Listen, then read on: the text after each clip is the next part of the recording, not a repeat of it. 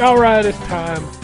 Another week of ZTGD Radio. This is episode 891 for April 27th. Where'd I get May? 2026. It's all fucked up. It is.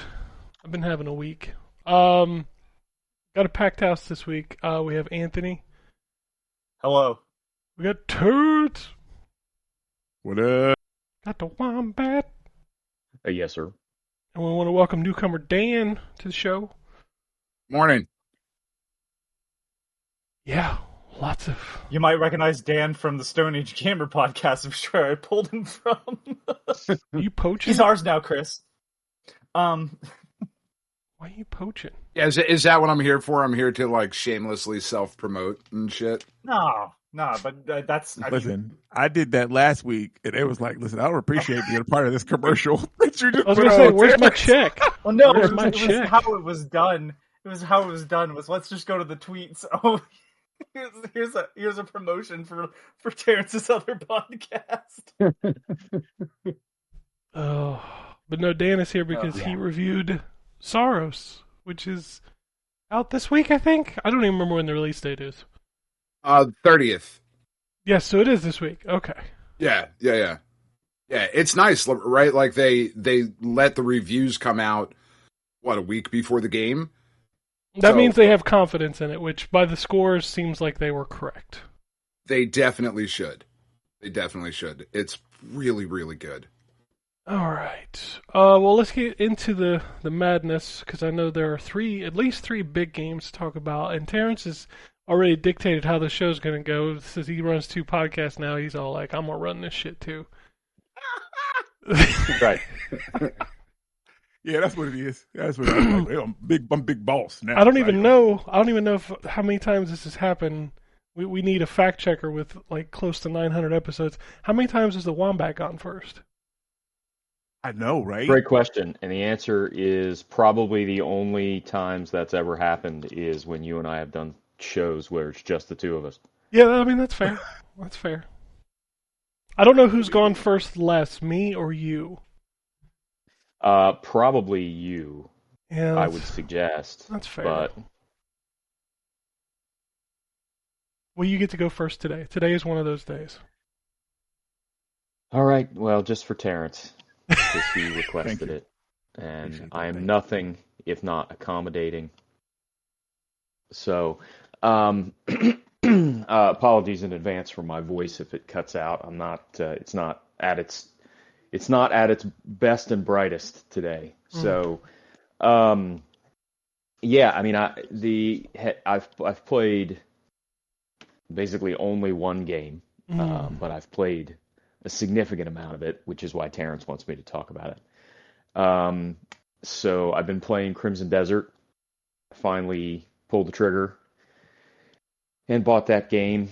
And Xbox, I think, thinks I have like 49 hours in it or something like that already. I don't think that's 100% accurate because my system has sat idle for a little bit. But I've definitely played a pretty significant amount of it. So Crimson Desert is, as most people will know, a game that is firmly in my wheelhouse. It is a somewhat janky WRPG open world. I think I had to keep adding games to it. Originally, I said that it was, what did I say? Dragon's Dogma mixed with, I can't remember what I said it was mixed with first, but it's expanded now, and it includes Assassin's Creed, Dragon's Dogma, The Witcher, Red Dead Redemption. It's basically Stardew Valley. It's basically, if you can do it in a video game, these guys were like, you know what, fuck it, put it in there. I don't know if I've made it to this point yet, and it exists or not, but are there horse races? Oh yeah, 100%. Yes. Okay. Yeah. Yep, there's horse races. I haven't done a horse race yet. And guess what? You have never seen rubber banding like the rubber banding in the horse race. Oh my God. I don't know, I Joe. mean, you've never seen it. You ever play that original Mafia crazy. 1 car race before they Worse remastered than it? Mafia It's 1. worse than it. Yeah, it's worse than Mafia Worse. 1. Yeah. It's ridiculous. It's crazy. So this is, I said before the podcast started, that this is going to be one of those games like Dragon Age where I talk about a bunch of stuff that I think is wrong with it, and then it ends up on my Game of the Year list, and everybody bitches. It is. So first off, let me say I'm enjoying the game in aggregate a lot, which is probably evident by the amount of time that I've put into it over the last week. It is. There are a lot of things that it does pretty well. Let me start by saying the actual environments are awesome. Yes. Like the world itself is awesome, and looks great. Even if I had some issues with the character models, the world itself looks, I mean, fantastic, and it's a great world to explore. Oh, Tears of the Kingdom is the other game. I started out by saying it was Dragon's Dogma, Tears of the Kingdom, but it's expanded. So it's got all sorts of cool stuff to do in the environments. I like the sort of the camaraderie with your campmates. I think there's a couple of them that have pretty well defined characters for a game like this. The main character is fine. Like, he's fine. He's a open world RPG main character. He's a little more like when a game lets you create your own main character, I expect the main character to be a little generic, right? Unlike a game like The Witcher where you have a main character who has a defined backstory, who has defined motivations, who is a existing character that you're just kind of put in the shoes of. This game, you get a character who's defined already and is still just kind of generic. I mean, the dude's name is Cliff.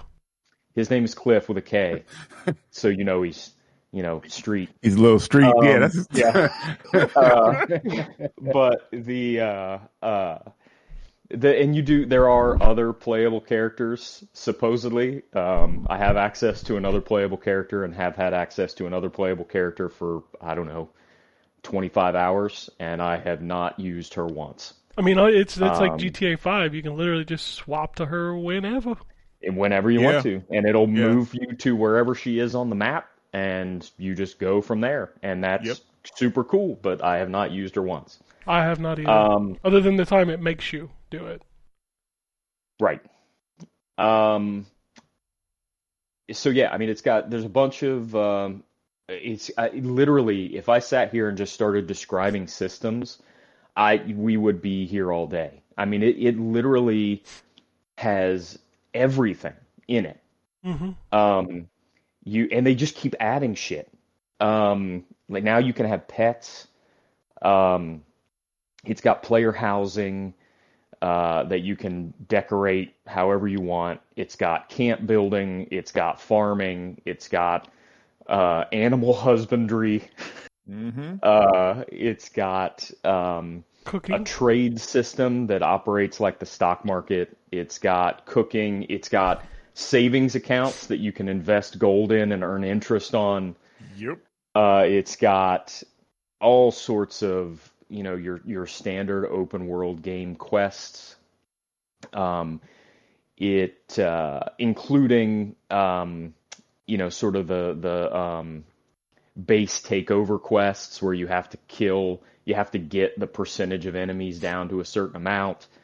It's got missions that you can assign your comrades to, and they complete, behind the scenes in 18 hours or whatever, that kind of gameplay. It's got fucking all of it. And some of it is really well done.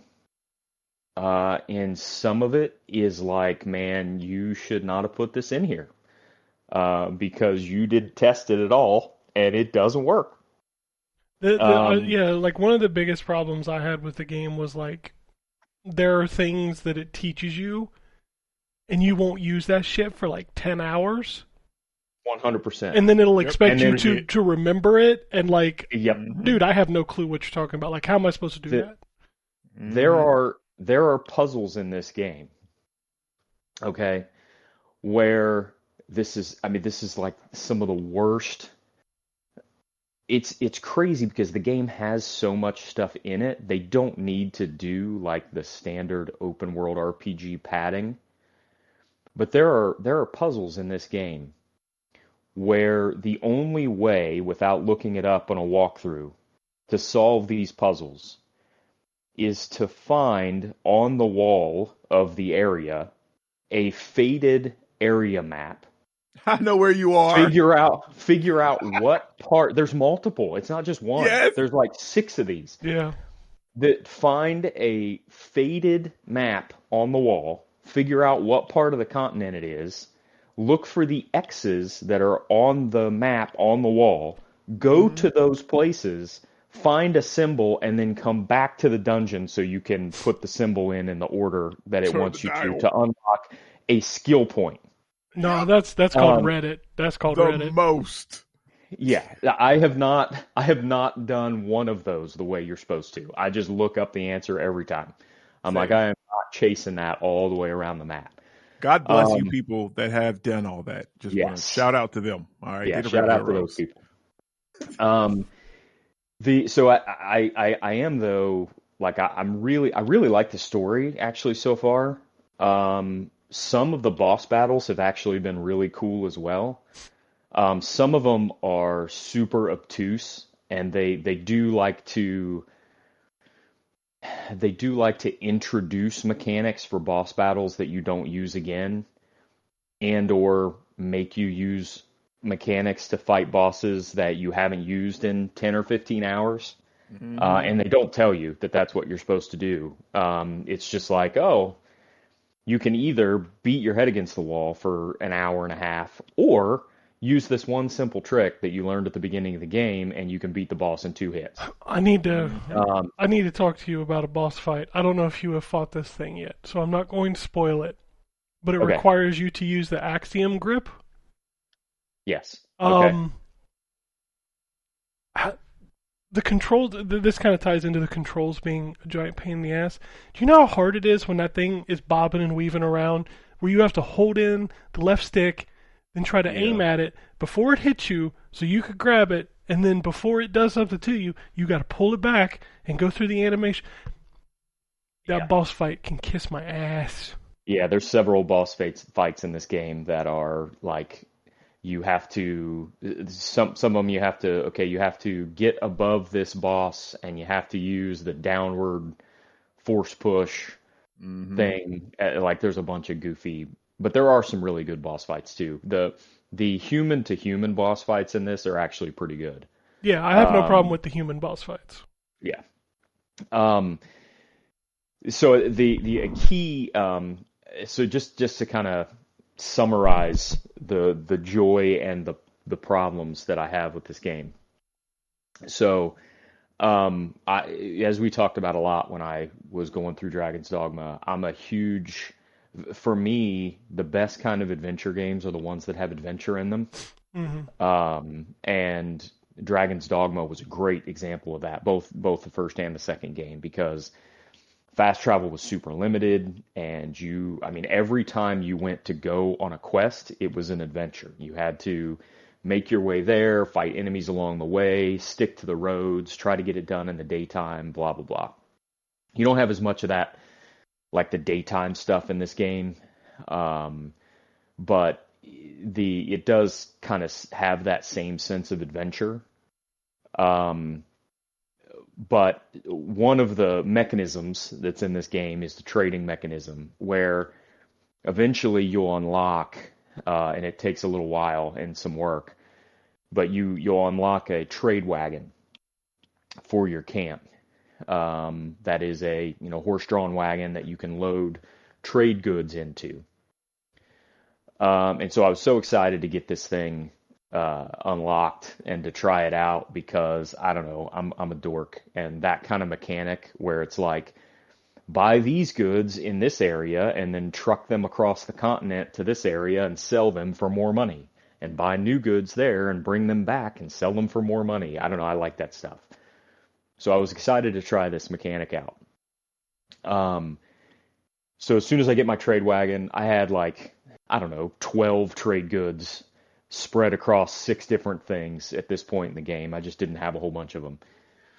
And so I load them up in my wagon and I drive to the little trade area. And it's like, sorry, you don't have enough money, or you don't have enough goods to sell. You have to have at least 20 or 25, whatever it is, of each to be able to sell it. And I'm like, okay, well, that kind of sucks. But maybe I'll buy 25 of something and take it somewhere else to sell. Well, your camp doesn't have sufficient funds. And it's like, okay, but I do. So why do I have to go all the way back to my camp, donate some of my funds to the camp so that I can come back and buy this stuff to sell? So that was strike number 1. And then you get a mission after you unlock this wagon.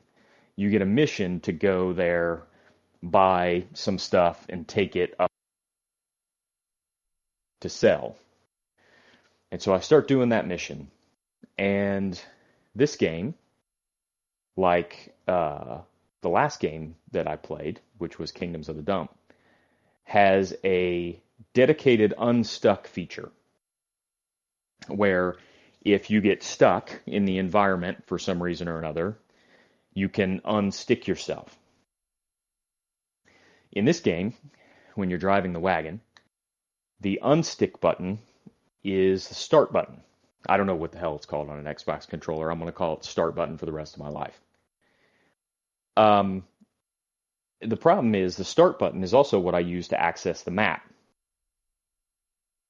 And so I'm driving my wagon, and the game decides that one of my wheels is slightly tilted over a very small rock. And the game decides to prompt me for the unstuck right when I hit the start button to check the map.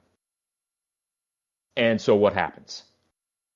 I go all the way back to where the mission started. I'm like, fuck, that was annoying. So I start going again. I get 300 meters from the end of a 2,500 meter journey. And the same fucking bullshit happens. And it takes me all the way back to the beginning again. And I'm like, okay, I'm only going to try this one more time. And if it doesn't work, I'm done with this mission. And so I get it finished. I get there. I make the delivery. I'm like, oh, I'll buy some of this other stuff and I'll take it back with me. So I start out on the journey back, and I get almost back, and all of a sudden my wagon disappears out from under me. Just completely disappears. I fall out of it and land on the ground, and the wagon is just gone. It's just gone. And I'm like, what happened? It just disappeared. And so thankfully it was back at my base, and was still full of everything. So I could just pick it up from there and drive it to where I needed to sell the stuff. But at that point I'm like, you know what? I think I'm good without the trade part of this. Yeah. I think we'll just skip that mechanic. I do love the card game. I do too. And here's why I love the card game, because it's almost impossible to not triple your money every time, because the card game has a mechanic where when another player is dealing, you can watch their hands, and if they, instead of sort of, I can't describe it, instead of sort of reaching over the top into the thing to pull the sticks out that they're dealing, they reach in from the side, it means they're cheating. And you can hold the Y button to accuse them of cheating, And if they get caught cheating, you get all their money. Well, technically, all their money gets put into everybody that's still at the table's pot. But if you play long enough, you can catch everybody else at the table cheating. And so you just get all their money every time, which is nice. It's a nice little way to pad your pockets if and when you need money so that you can put goods into a wagon and have the wagon disappear out from under you.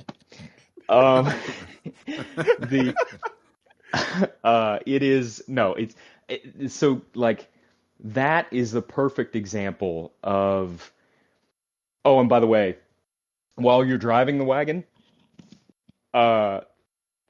everyone out on the road has absolutely no concept of self-preservation. None. They will walk straight at your wagon with, I mean, no consideration whatsoever for the bodily injury that they're about to undergo. And you get wanted for assault. Yep. Because this random goblin decided it would be a great idea to just walk right out from in front of your cart. And it's hilarious when you're in the markets. They must purposely turn that off in the markets because they know there ain't no way you're turning your wagon around in that market without running over at least 6 people. I mean, not a chance in the world that you. I mean, people must see your wagon coming and be like, "Oh shit, call the ambulance." Because there's no way you can turn that thing around without running over 6 people. Man. But like it's just a prime example of all the cool things that exist in the game being wrapped up in all the goofy, weird, frustrating design decisions that are wrapped up in this game.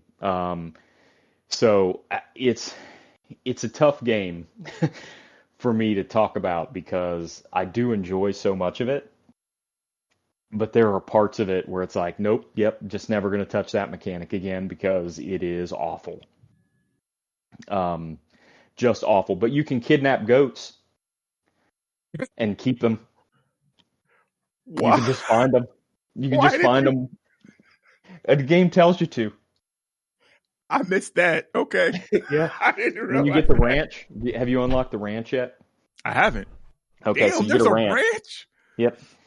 Yep. I told you animal husbandry is part of this.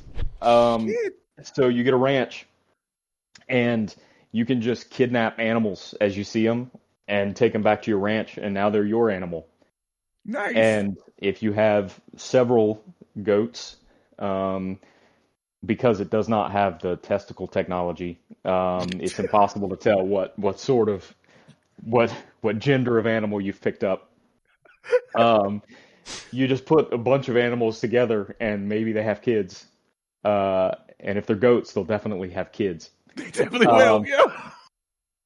But chickens, I mean, you could just, if you see a duck, you just pick that thing up and carry him wherever you want to go. I figured there was a reason for that because I see the option on all of it, but I was like, what the hell am I going to do with this? Like, well, the other thing you can do, which is kind of hilarious, is you can just pick that sumbitch up and sell him. Like you come across you come across a duck, you can just pick him up and walk him over to the animal black market and sell him. Awesome. You just sell him off. Black market ducks. There's a dude out there that's paying you to just pick up every animal you come across and bring it to him, and you'll be trekking across the continent carrying a goat like a baby until you can sell him at the black market. It's an incredible game. I don't really know what else to say. Is there a point to the story of it, or is this just literally do whatever the fuck you want forever? Well, it's both. Okay. But there is a point. There is a point to it. There is a story to it. There's main quests that you have to go through. It very much. So the Tears of the Kingdom piece of this is that there's also a a bunch of islands in the sky that you can visit and also skydive from. Sure. And you unlock different stuff up there, and there's a whole mystery related to that sort of second world, which is called the Abyss.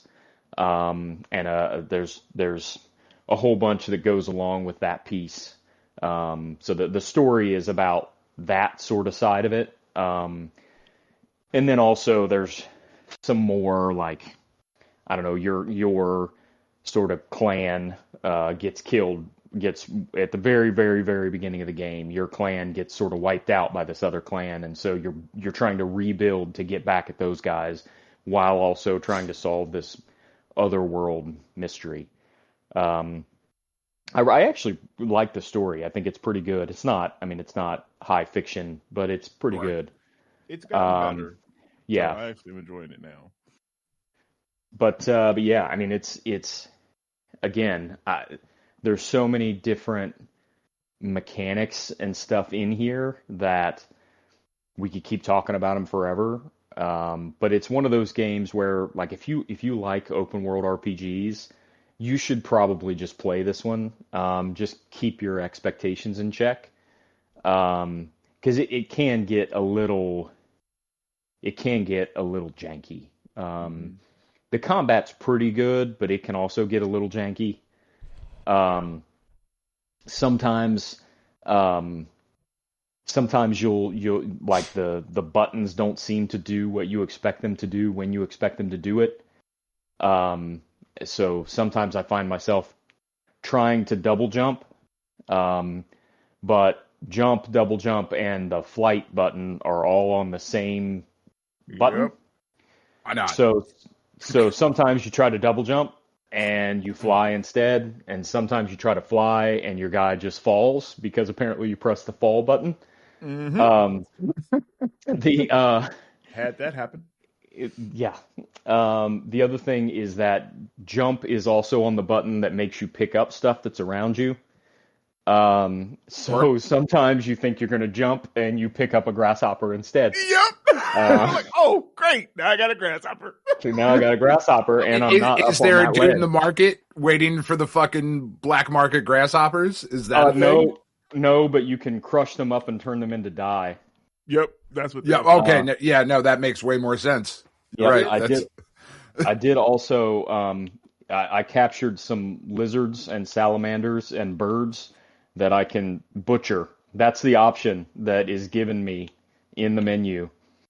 Is like if I'm on a health or not a health potion, if I'm on like a piece of food, my A button option in the inventory says use. And if I'm on the black-naped oriole that I caught, the option that I have is butcher. So, all right. So you can just kill that man straight from the inventory. menu. Yep. All right. That's wow. Listen.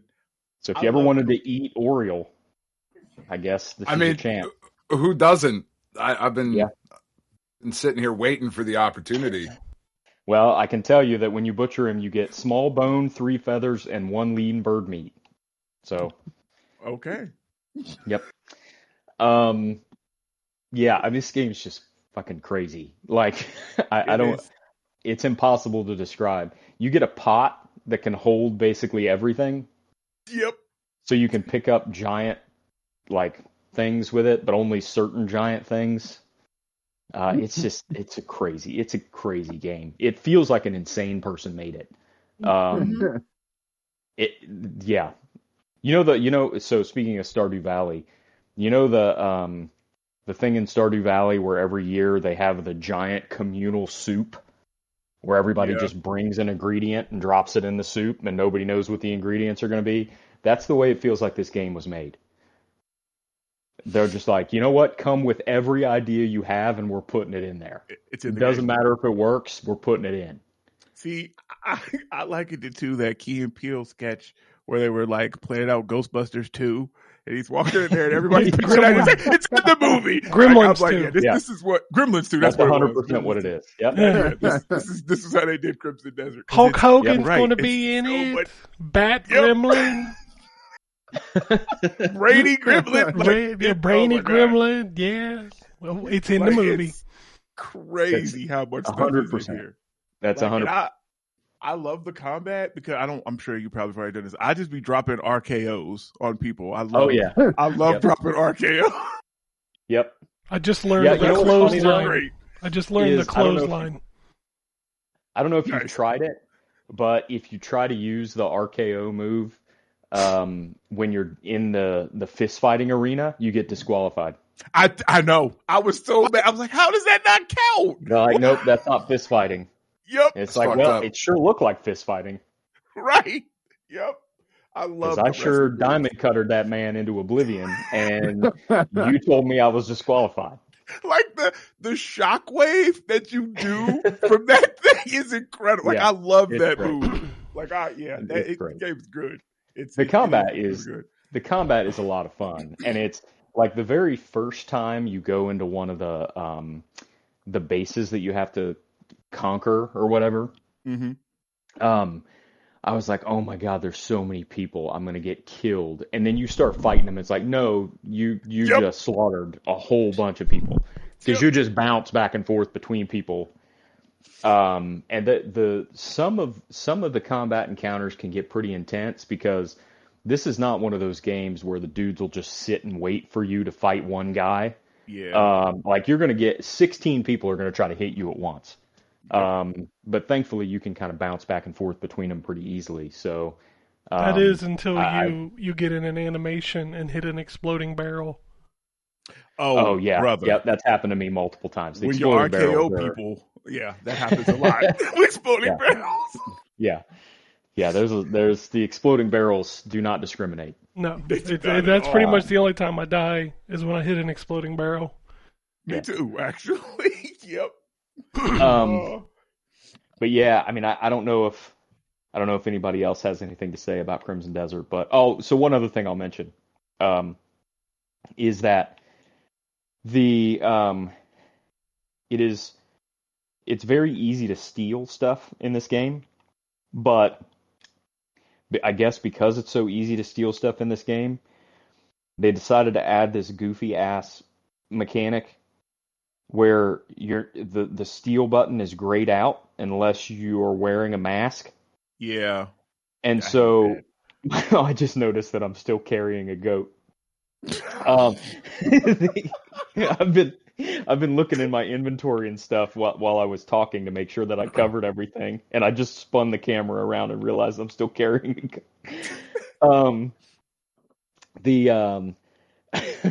Now I forgot what I was saying. The goat distracted me.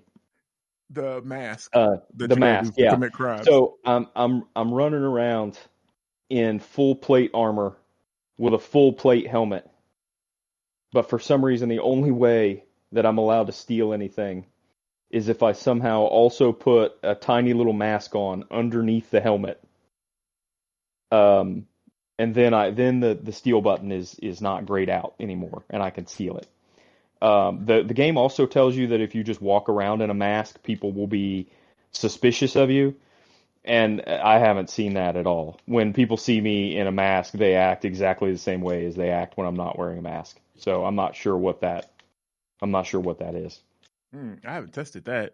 I'll test that. Huh. But this game's fucking crazy. Yeah, the game is nuts. That's the best thing that I can say about it is, like if you're someone like me that loves open world games with a whole bunch of goofy ass mechanics and doesn't really care if they're janky, this is like Valhalla. Like because they got all the mechanics, they got all the open world stuff, and they got all the jank. So you get all of it in one conveniently priced package. If you are the type of person that expects precision from your games, you can just walk away from this one. Yeah. Because you ain't getting that. But if you want to be able to just pick up a goat and make it yours, I mean, I don't think they'll let you do that most places, but they'll let you do it here. You can't steal goats in Grand Theft Auto 5. That's not that I'm aware of. No, but I'm holding this man right now, and he's proof that I can do it in this game. So, oh man, yeah. I knew, like I've said it, for weeks on here. Ryan's gonna love this game. Like I think the week that nobody was just being Ken, like it got a big patch, and I was like, I think it's to the point now where it's past a lot of the initial issues that it had when it launched. That when he play it, he gonna love this game. Everything about it, he gonna love this game. So I'm glad I was right. I do enjoy it very much, despite and sometimes because of the jank. Yeah. That's where I'm at too. Like I'm enjoying it, but it's at some point you just have to respect the fact that they just went for it. Right. Like they were just like, we can do everything. There's a certain amount of it where you just have to be like, you know what? More power to you. I did not expect this mechanic in the game, and yeah, sure it doesn't work, but I'm glad you put it in there. Yep.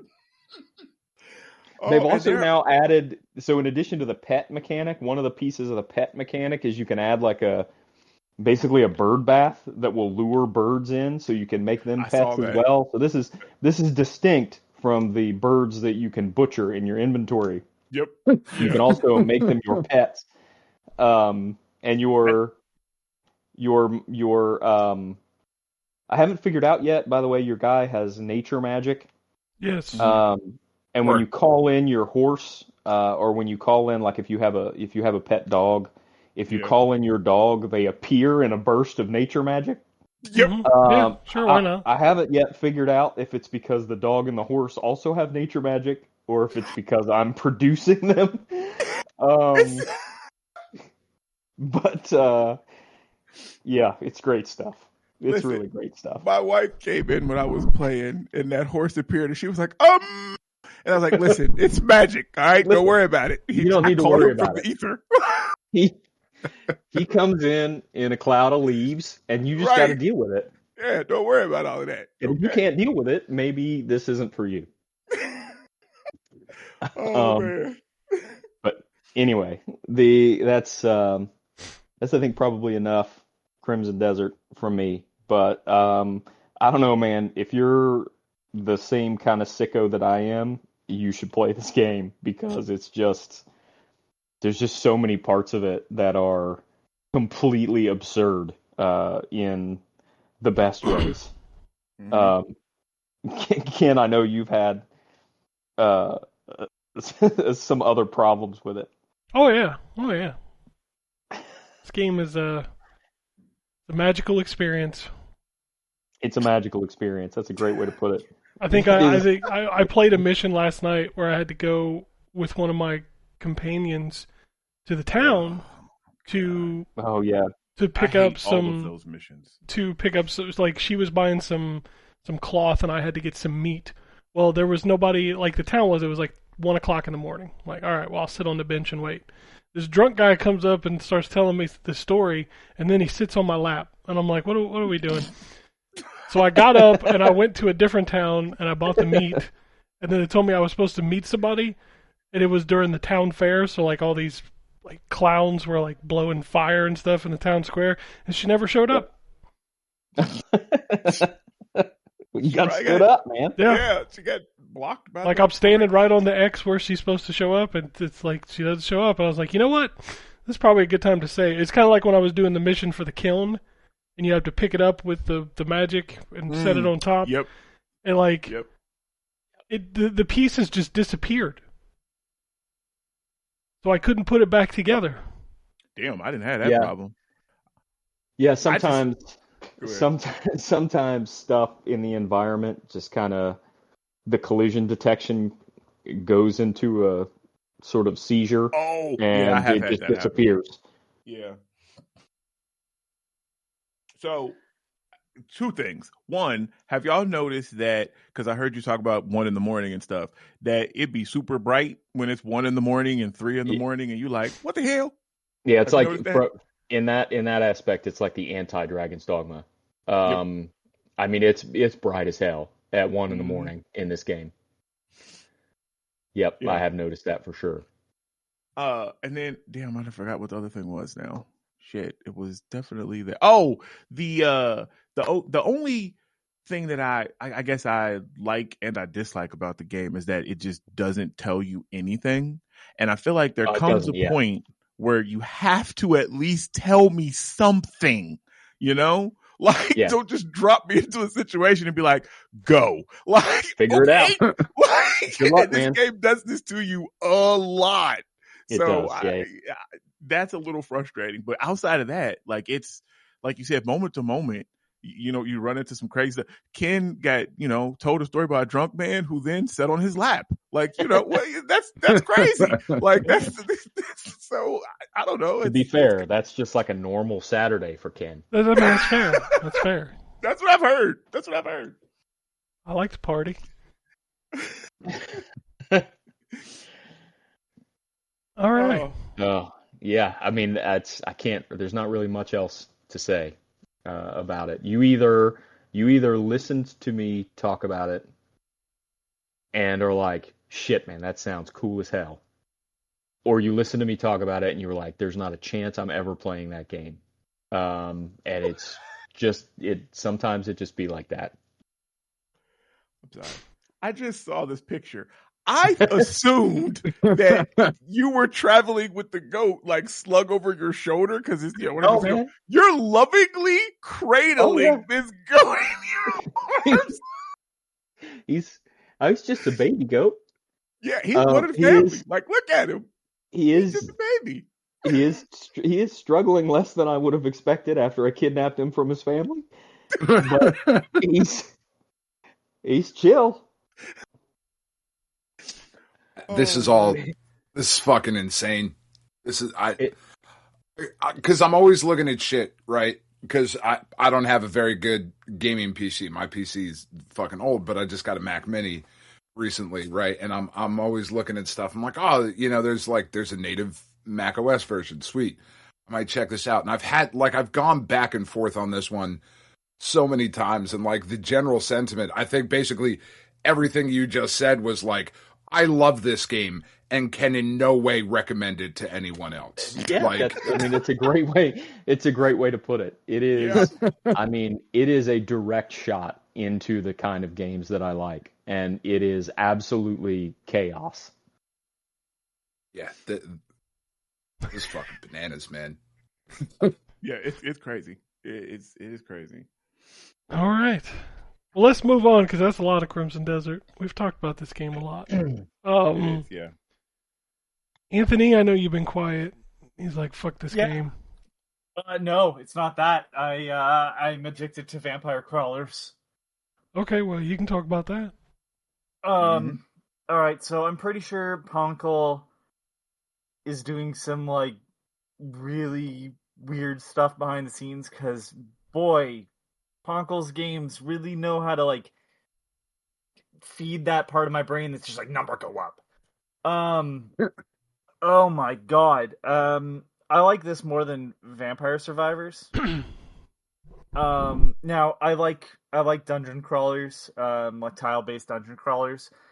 I think the main thing is that people are gonna say it's a card game, and I mean, yeah, I suppose you have like a deck, but really what it is it's a strategy game in that you want to basically so the cards are all right. How do I even start this? So first you have to have like your survivor character, the crawler. The crawler gives you special abilities. They're basically your party members. Now I'm at the point where I can have two at the same time, so I can choose to have. They're the Vampire Survivors characters, but they give you different abilities in the cards, but they also come with their own cards. I've found a lot of hold on, let me. Pugnala. Pugnala is the one that I mainly use. It's the character with the 2 guns. Basically, the strategy of this game, as far as I can tell, is basically resetting your hand consistently. Having it where you keep drawing cards, so your cards keep getting shuffled back in to play, and not letting the opponent have a turn. But there's different ways to handle that. Like, so I'm using Pugnala, who all the cards have different colors. So there's yellow, blue, purple, red, and Pugnala's effect is when in play, like when you've played her card and have her active, every yellow card you draw allows you to draw another, or allows you to draw another card. So by keeping enough yellow cards in my deck, I can keep drawing cards, and as long as I keep playing them, I'm good to go. But to play cards, you have to look at I don't even remember what they call it. It's like a blue sphere on the side that has a number in it. So if it's a 0, it doesn't cost any. If it's a +1, +2 mana, yeah. So +2 takes 2 mana. So if you have only 2 mana, it's going to use all of your turns. However, you can get them into the negatives where they give you mana to play them. There's a lot to this game. I don't even really. I know that Terrence, you've been playing it. I know Dan's touched it a bit. Yeah, I don't even know where like it. It's hard to describe. I mean, I think what you said kind of sums it up. Like, see, like I said in the chat, like I liken it to Marvel Midnight Suns, where it's a card game, but the cards are more your attacks. And you kind of even went a little further with that, with the strategy part of it, because it is very strategy heavy. Because because I actually have started to use that crawler, because I unlocked her last night when you said that's how you got past the bridge, and I tried it this morning and did not get past. Are the you bridge. on the first that bridge, Phil? Yeah, I'm on the first bridge. Well, spoiler, I mean, it's difficulty 3, but great, that's awesome. I mean, I figured that when you asked if I was on the first one, but yeah. Fuck this bridge. Yeah, so the big thing is that, like, there's a couple stats to always keep. Obviously, you have health, but there's a couple stats that you want to keep in effect every turn. So there's an armor number, and when you upgrade, you like your abilities, kind of the way you do it in Vampire Survivors, you can get so you always have 1 armor. But by playing certain cards, you increase that number. But if you have specific tarot cards activated, you keep that every turn, because every turn it resets back to 1. Yeah. However, if you have a certain tarot card, it stays at its full number. The same thing happens with the mana. If you have a certain tarot card, it keeps the mana in play longer. It doesn't allow you to keep all of it, but I think it limits it to 5 carryover. One of them is when you play every 100 cards you play, it increases your mana total by 1. So there's a strategy of going into every level. Then you have all your items that are from the original Vampire Survivors, like how many projectiles, how much might, how much area, all that. And those come as cards, those come as pickups in the dungeon as well. I just find that the strategy clicked with me a lot quicker. Like I somehow kind of understood it. Now I'm dying quite a bit still, but some of it is just the draw of what randomly came in the dungeon, because I have my deck RNG fully. is the RNG, yeah. Is less about the level ups, because the level ups are pretty consistent. Mm-hmm. Obviously I'm only limited, but I can re-roll or skip or whatever. It's what those dungeon floors have that change things. Like I've run into a couple that have a turkey stand where I can trade a card in to heal. While other dungeons, I have not found health pickups at all. Yeah. Which causes some problems, because there's no cards that give you health pickups. But I've also made it through dungeons with 3 health for most of it, because I just don't let the opponent have a turn. So there's some neat stuff. I will say this, I am kind of disappointed because I'll have a good run going and it limits you how many floors you can do. Like, yeah, you're at 5 out of 5, death comes. Yeah, the fucking red death comes. Yeah. And I'm like, well, that run was really good. I wish I could see how far it would take me. Yep. But isn't there there's like a something in the shop or whatever that allows you to go a turn or two further? Yes. There's some really neat stuff with even the characters that you can buy. There's a blacksmith that allows you to add extra. So every card you can put like I don't even remember what they call them. Little icons. The gem slots. Gems, the gem slots. And you can take certain cards to the blacksmith and add more gem slots to them. Mm-hmm. Okay. Cards OP. Wait, before you go on, yeah. So I just want to preface this. He's explaining all of these different systems. You're not presented with all of these at the jump. No, so it very much is like Vampire Survivors where it gradually unlocks stuff as you play. Like I don't even have all the items. Yeah, I don't. The item shop is the characters, the bar, the tavern. I definitely don't have all the characters. I did go into it one time, and there was a rave going on, and there was an arcade machine in the corner rather than the piano. I've never seen that. Nice. I don't know. It didn't change anything. It was just random. Like it looked different, but it was just a thing that happened. But yeah, there's something about Ponkel's Vampire Survivor stuff that really just feeds that. Oh, just another round. Yeah. Which would usually be tied to me handing over money via a credit card. That Ponkel doesn't do. And I gotta say, like, this game is is probably my favorites. Like, I'm really glad that this is the direction for, I guess, a sequel, spin-off, whatever. Because I've played enough Survivor games at this point, and while Vampire Survivors is still clearly the most interesting, as much as I like Deep Rock Galactic Survivor, it doesn't feed into this brain poison of I just gotta keep playing. I started this game last night at 9 p.m. and I've already put in 9 hours. Jesus Christ, man! Yeah, that's professional. I was up till man. I was up till 2 a.m. and I went, oh, it's 2 a.m. I better go to bed. See, I'm checking right now. I started yesterday. I've put 65 minutes into it so far. Like that's as far as I've gotten.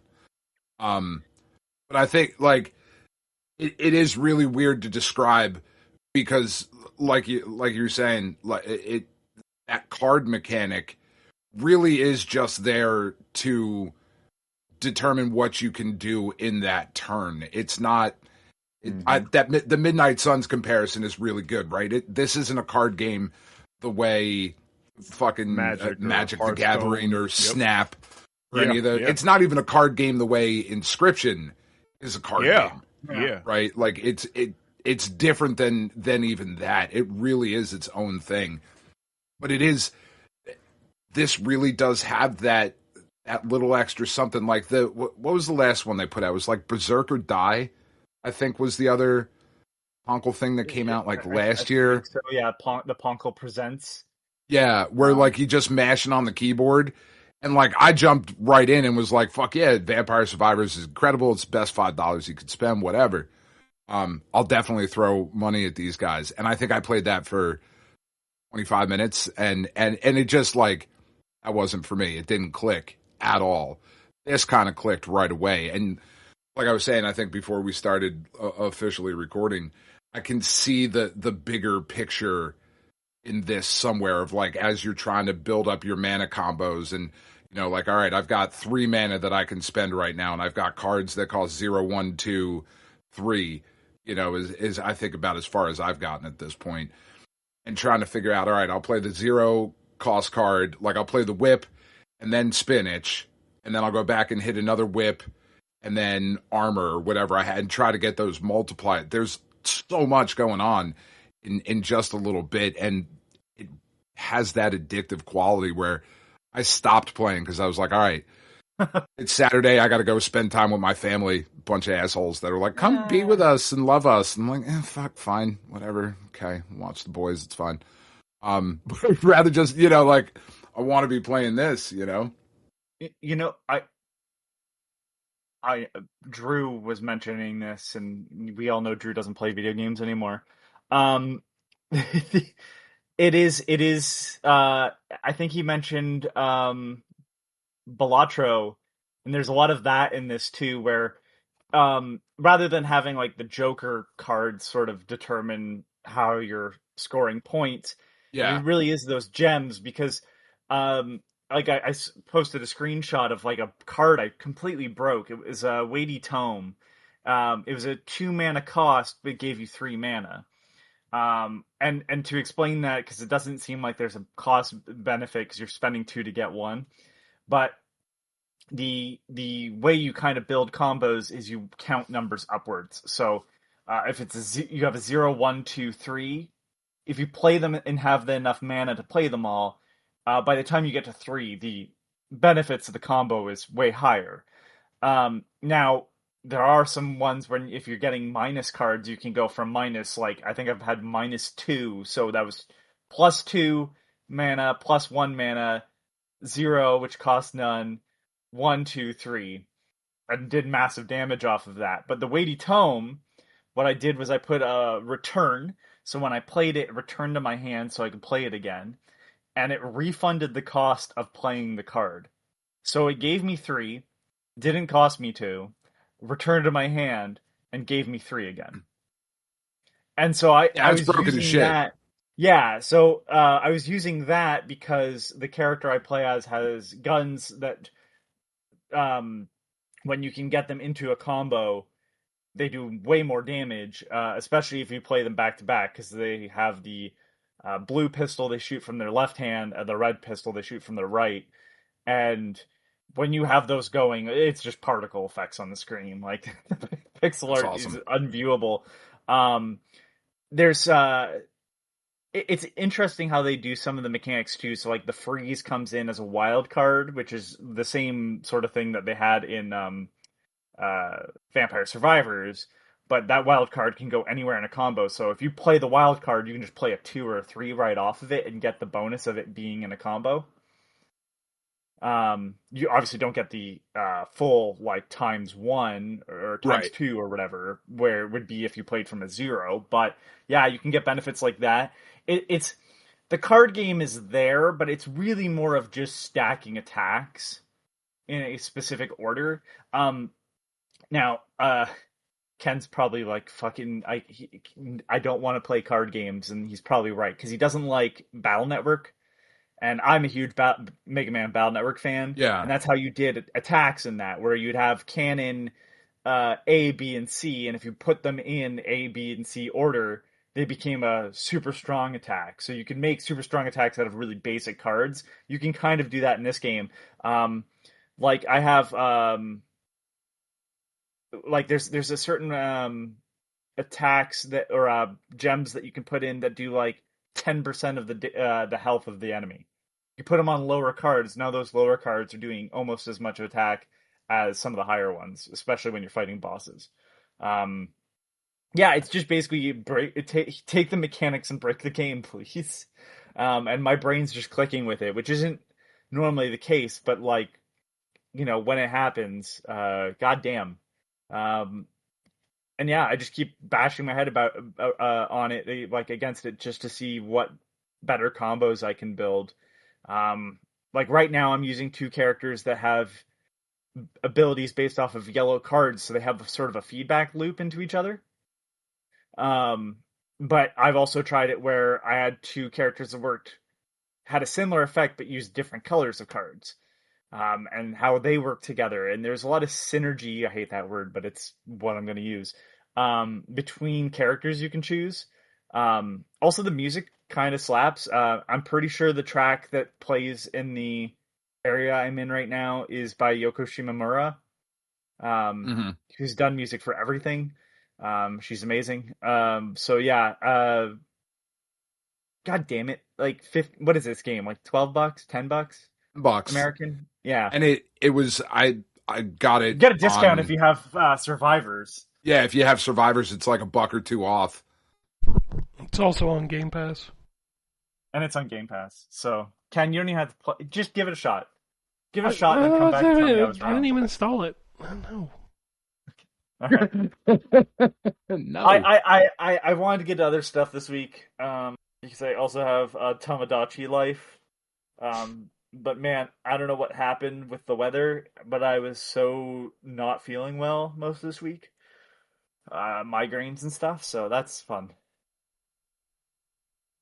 So that's it. Oh, well, we're an hour in. We still have 3 more people. It's a good thing I didn't play shit. So we'll go to Dan when we talk about Saros. Yeah, so Saros, like we said, comes out this week on the 30th for PS5. It's the new Housemarque game, and it's really hard to talk about Saros without the context of Returnal. Have you guys played Returnal? I'm going to assume so, but what the funny thing about Returnal is I hate roguelites.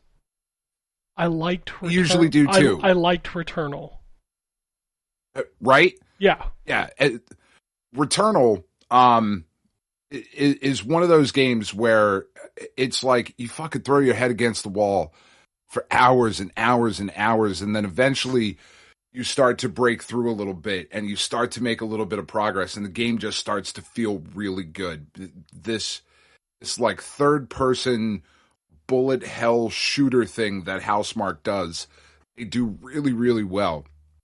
And with Returnal, I mean, it took me probably, the first 4 or 5 hours playing through that game. I just kept playing it because it was just so fun to play. It just played so well that I was like, all right, I mean, fuck it. I got nothing else going on right now. I'll keep plowing through this. And then you started to make that progress. And I was like, all right, I'm starting to peel back some layers of the story here. And this is all pretty dope. I'm digging this. But then eventually it just got way too fucking hard for me. I could never get past a certain point in Returnal. Still, I never beat it. I never beat it, but yeah, there's a wall that I hit at some point where I'm like, I for some reason I can't do this. I think I don't know where that metric is. Like, I'm sure somebody has access to that number, but I would imagine the number of people who put a decent chunk of time into Returnal that did not finish it is quite large, because there is that difficulty spike, and it has that roguelike problem where death is a punishment. I'm 90 minutes into a run, I'm feeling good, fuck, I'm dead, and I cannot imagine anything I want to do less than start over and try to make my way back. Yeah. Saros really fixes all of those problems.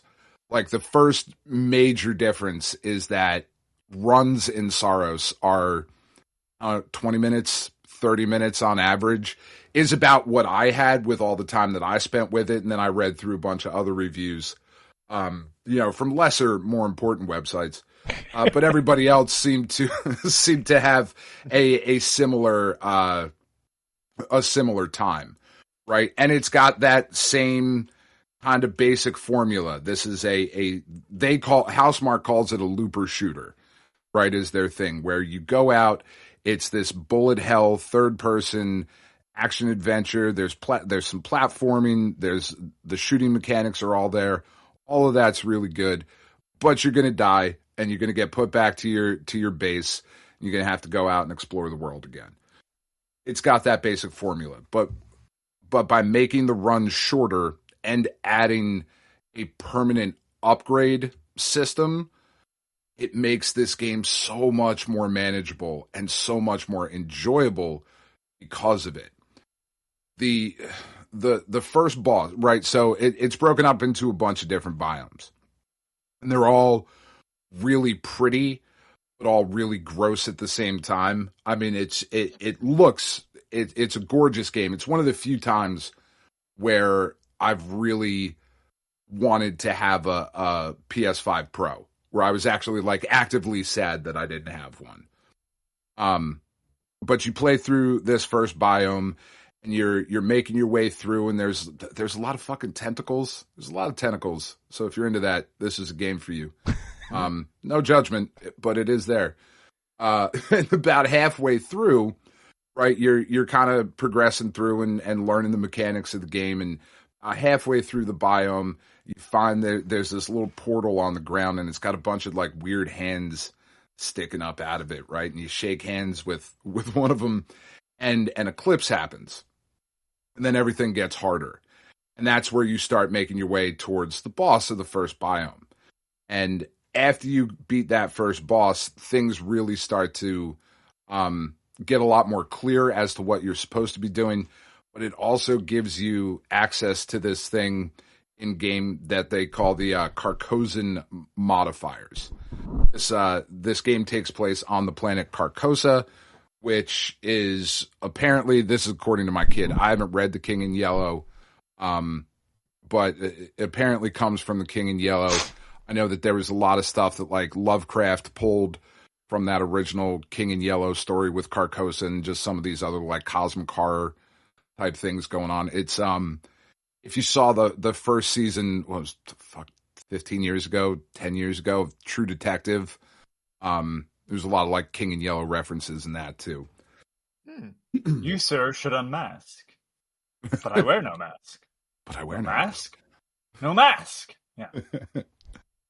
So you go through, right, and you make your way up to the final boss. And it took me, I don't know, 5 or 6 different runs, maybe a little more, to get through the first boss. Once you get through that boss, you beat him, you get these Carcosan modifiers, and it lets you break the game, either to make it way harder for yourself if you would like to, or way easier. You can start modifying how much damage you do, how much damage you take, the effect of artifacts in the game, whether or not you can have your second chance enabled. It's got this really easy to read, easy to navigate dial that lets you go and like, fuck, this game's really hard. I'm going to make it a little bit easier on myself. Or I want more of a challenge. I'm going to make this a little harder. And all of this works in service to make this experience something other than Returnal, right? Other than that frustration. And once it starts to click and you're going through and you're dodging all of the projectiles that are on the screen, and there's a certain amount of, or there's a certain color of projectile that you can absorb with your shield, kind of like Ikaruga, which will let you then charge up a super attack. There's another set of projectiles that will infect you a little bit, that you can then dispel by using your super armor. There's a third set of projectiles that you can parry. You like unlock a parry feature a little, like I think the third biome, I think is when you unlock that one. But you've got this crazy amount of shit on the screen, but you're dancing through and you're absorbing and you're firing off a blast, and then something else is coming and you're parrying that shit. And then you're popping around a corner and shooting this other thing, and then you notice that a guy's jumping and you're dodging out of the way of that, and it becomes this really intuitive dance that you start doing in the game, and it's just so fucking fun, man. I just had a blast the entire time playing through this. And it's not crazy long. It's, 20, 25 hours. Is about where you're sitting at with this. I know I've seen some complaints about it of like, well, it's a $70 game and it's only 25 hours of content. I'm like, sure, get that, but it's a really, really solid 25 hours. If you're not into bullet hell type shooters, though, like I don't know that this is the sort of thing that is going to convert people that aren't already into it, right? Like if you played Returnal and you were like, fuck, Returnal's too hard, give Sorrows a shot, because I think you would find, all right, this is a lot more manageable. This is a lot cooler. I'm having a good time doing this. it is one of those weird games though, where like it's definitely not for everybody, right? I do think it'll end up on a lot of people's Game of the Year awards or lists at the end of the year though, because it is just such a huge fucking step up for Housemarque. I was really, really impressed. Cool. I will check it out. I liked Returnal. I'm trying to think if there's a Housemarque game I didn't like. I don't know. Yeah, I mean, like Nex Machina, whatever the fuck, like that was super fun. Resogun, I think, is one of the most underrated games that has come out in a very long time. I mean, that came out what, PS3 or 4? I don't remember because I'm too old. That game was dope as hell. They make really, really good stuff, and you can really see where you can see where the first party Sony money went in this game, because Returnal is gorgeous. Saros is so much more than that, though. It's just the difference between the world when the eclipse hits and when it, like, just all the different biomes. Bosses are fucking huge. It's just awesome. It was great. Cool. I will definitely check it out. Like I said, I've always liked Housemarque games. All right. Right on. Terrence, do you want to? Yeah, I'm gonna go real fast because I know, I'm only gonna talk about I think 2 games because some of the stuff I have is on embargo anyway. So, the first one I meant to talk about last week is on PC, and that's Wind Rose. So this is I guess what I wanted from Skull and Bones. And that is, it's similar to Ark, so it's a survival. When you actually game. are getting like wood and stuff. Yeah, I was waiting like, for you it. can come I was off disappointed. The ship. I was disappointed it didn't come sooner. I was like, It takes me a minute to get the soundboard up. I apologize. That's all right. I got you. Well, I figured it was. They had to get the wood off the ship before they could come. That's what it was. Yeah, but they got it together. But so it plays out. You were on this. You create your character, and you're on board this pirate ship that ends up, there's a mutiny and ends up being crashed, and so now you're on this island, and you got to kind of rebuild. The nice thing about this is that it's not PvP focused; it's PvE. So for people that have an issue with like Sea of Thieves, because that's solely PvP, this is kind of the counter, I guess, argument to that. But you're, marooned on this island, and it is a tree puncher, as we often call those, but I like those survival games. So you're harvesting wood and, all the different materials, and you build a base, and eventually you work up there because it has a whole story. And I didn't realize this too. This game is in early access because everything is in early access now. Even games that come out are in early access. I mean, right. Yeah. But it has a whole story, into it. So it's not as kind of open-ended as Ark is. Because I think Ark has a narrative, but I feel like, at least from when I played it, you had to go and really chase that narrative. What'd you say? Did you just say family, Ken? God damn it! I was gonna try to beat that. Firmly. Yeah, well, that'll be the second one. That's covered on the second one if that ever comes out. It's never coming out. I haven't heard from that game in forever. It's never coming out. But well, they probably had to change Vince's model because he was like, he looked different from when we first put that trailer out. So we're gonna have to anyways. So the story is you're basically rebuilding your pirate what is it, company? I don't know what, gang, I guess. So one of the first things you end up finding out, because you won't actually get on a boat for a while, like maybe 10-12 hours in.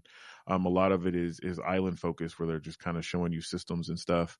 And even the first boat you get is kind of like a little dinghy where you just little island skipper. You can get to the next little island. That's it. But you can't fight, no galleon or nothing like that. So, but you'll rescue your crew that was captured by these other pirates that's scattered around this island. So you'll get them together, and then you'll find ship remains, and you build your big boat. And then, all the pirating starts. So, there's different guns that you can equip to your boat, and armors and repair stuff. At this point, when you're on the ship, it plays a lot like Black Flag. and actually really all those Assassin's Creed games that have had ships since Black Flag. So if you hold the trigger, you'll start, aiming down the barrel of the cannons, and it kind of has that little line marker where you kind of line up where the shot's going to go and stuff like that. But it's, for an early access game, it is extraordinarily polished. Like it feels, that's why I was kind of surprised that it was even early access, because it feels like it is done. It does have multiplayer. I believe up to 8 of your friends can play. It's supposed to come to consoles at some point, which I'm looking forward to, because that's where the majority of my friends are. But it is a lot of fun. So those people that felt jaded by Skull and Bones, and disappointed by what it turned out to be, even though apparently I saw a thing that they are adding the ability to take your character off the ship. And, see, I almost fucked up and caught myself. You can take your character off the ship and do, fight and different stuff like that. It's supposed to be at the back half of this year, so I have no idea what that's going to look like or whatever. But for those that don't want to wait, Windrose is really good. And usually I personally am really gun shy about early access titles, but this one has really surprised me.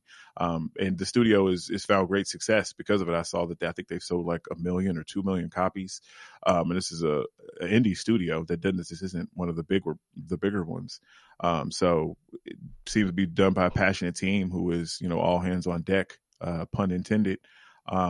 So yeah, looking forward to more of that. Now I'll have a review I don't know if I will, because I don't know if we'll talk. I don't know if we're going to do reviews for early access games, because I feel like that kind of bit us when we did it for the comic book writer or artist. I can't even think of that game now. Joe Mad? Joe Mad. Yeah, that one. Because that was a whole thing. But anyway, the other game I'm going to talk about just briefly, because nobody else mentioned it. It came out this week, which is Kiln, and that's it came out on Game Pass too.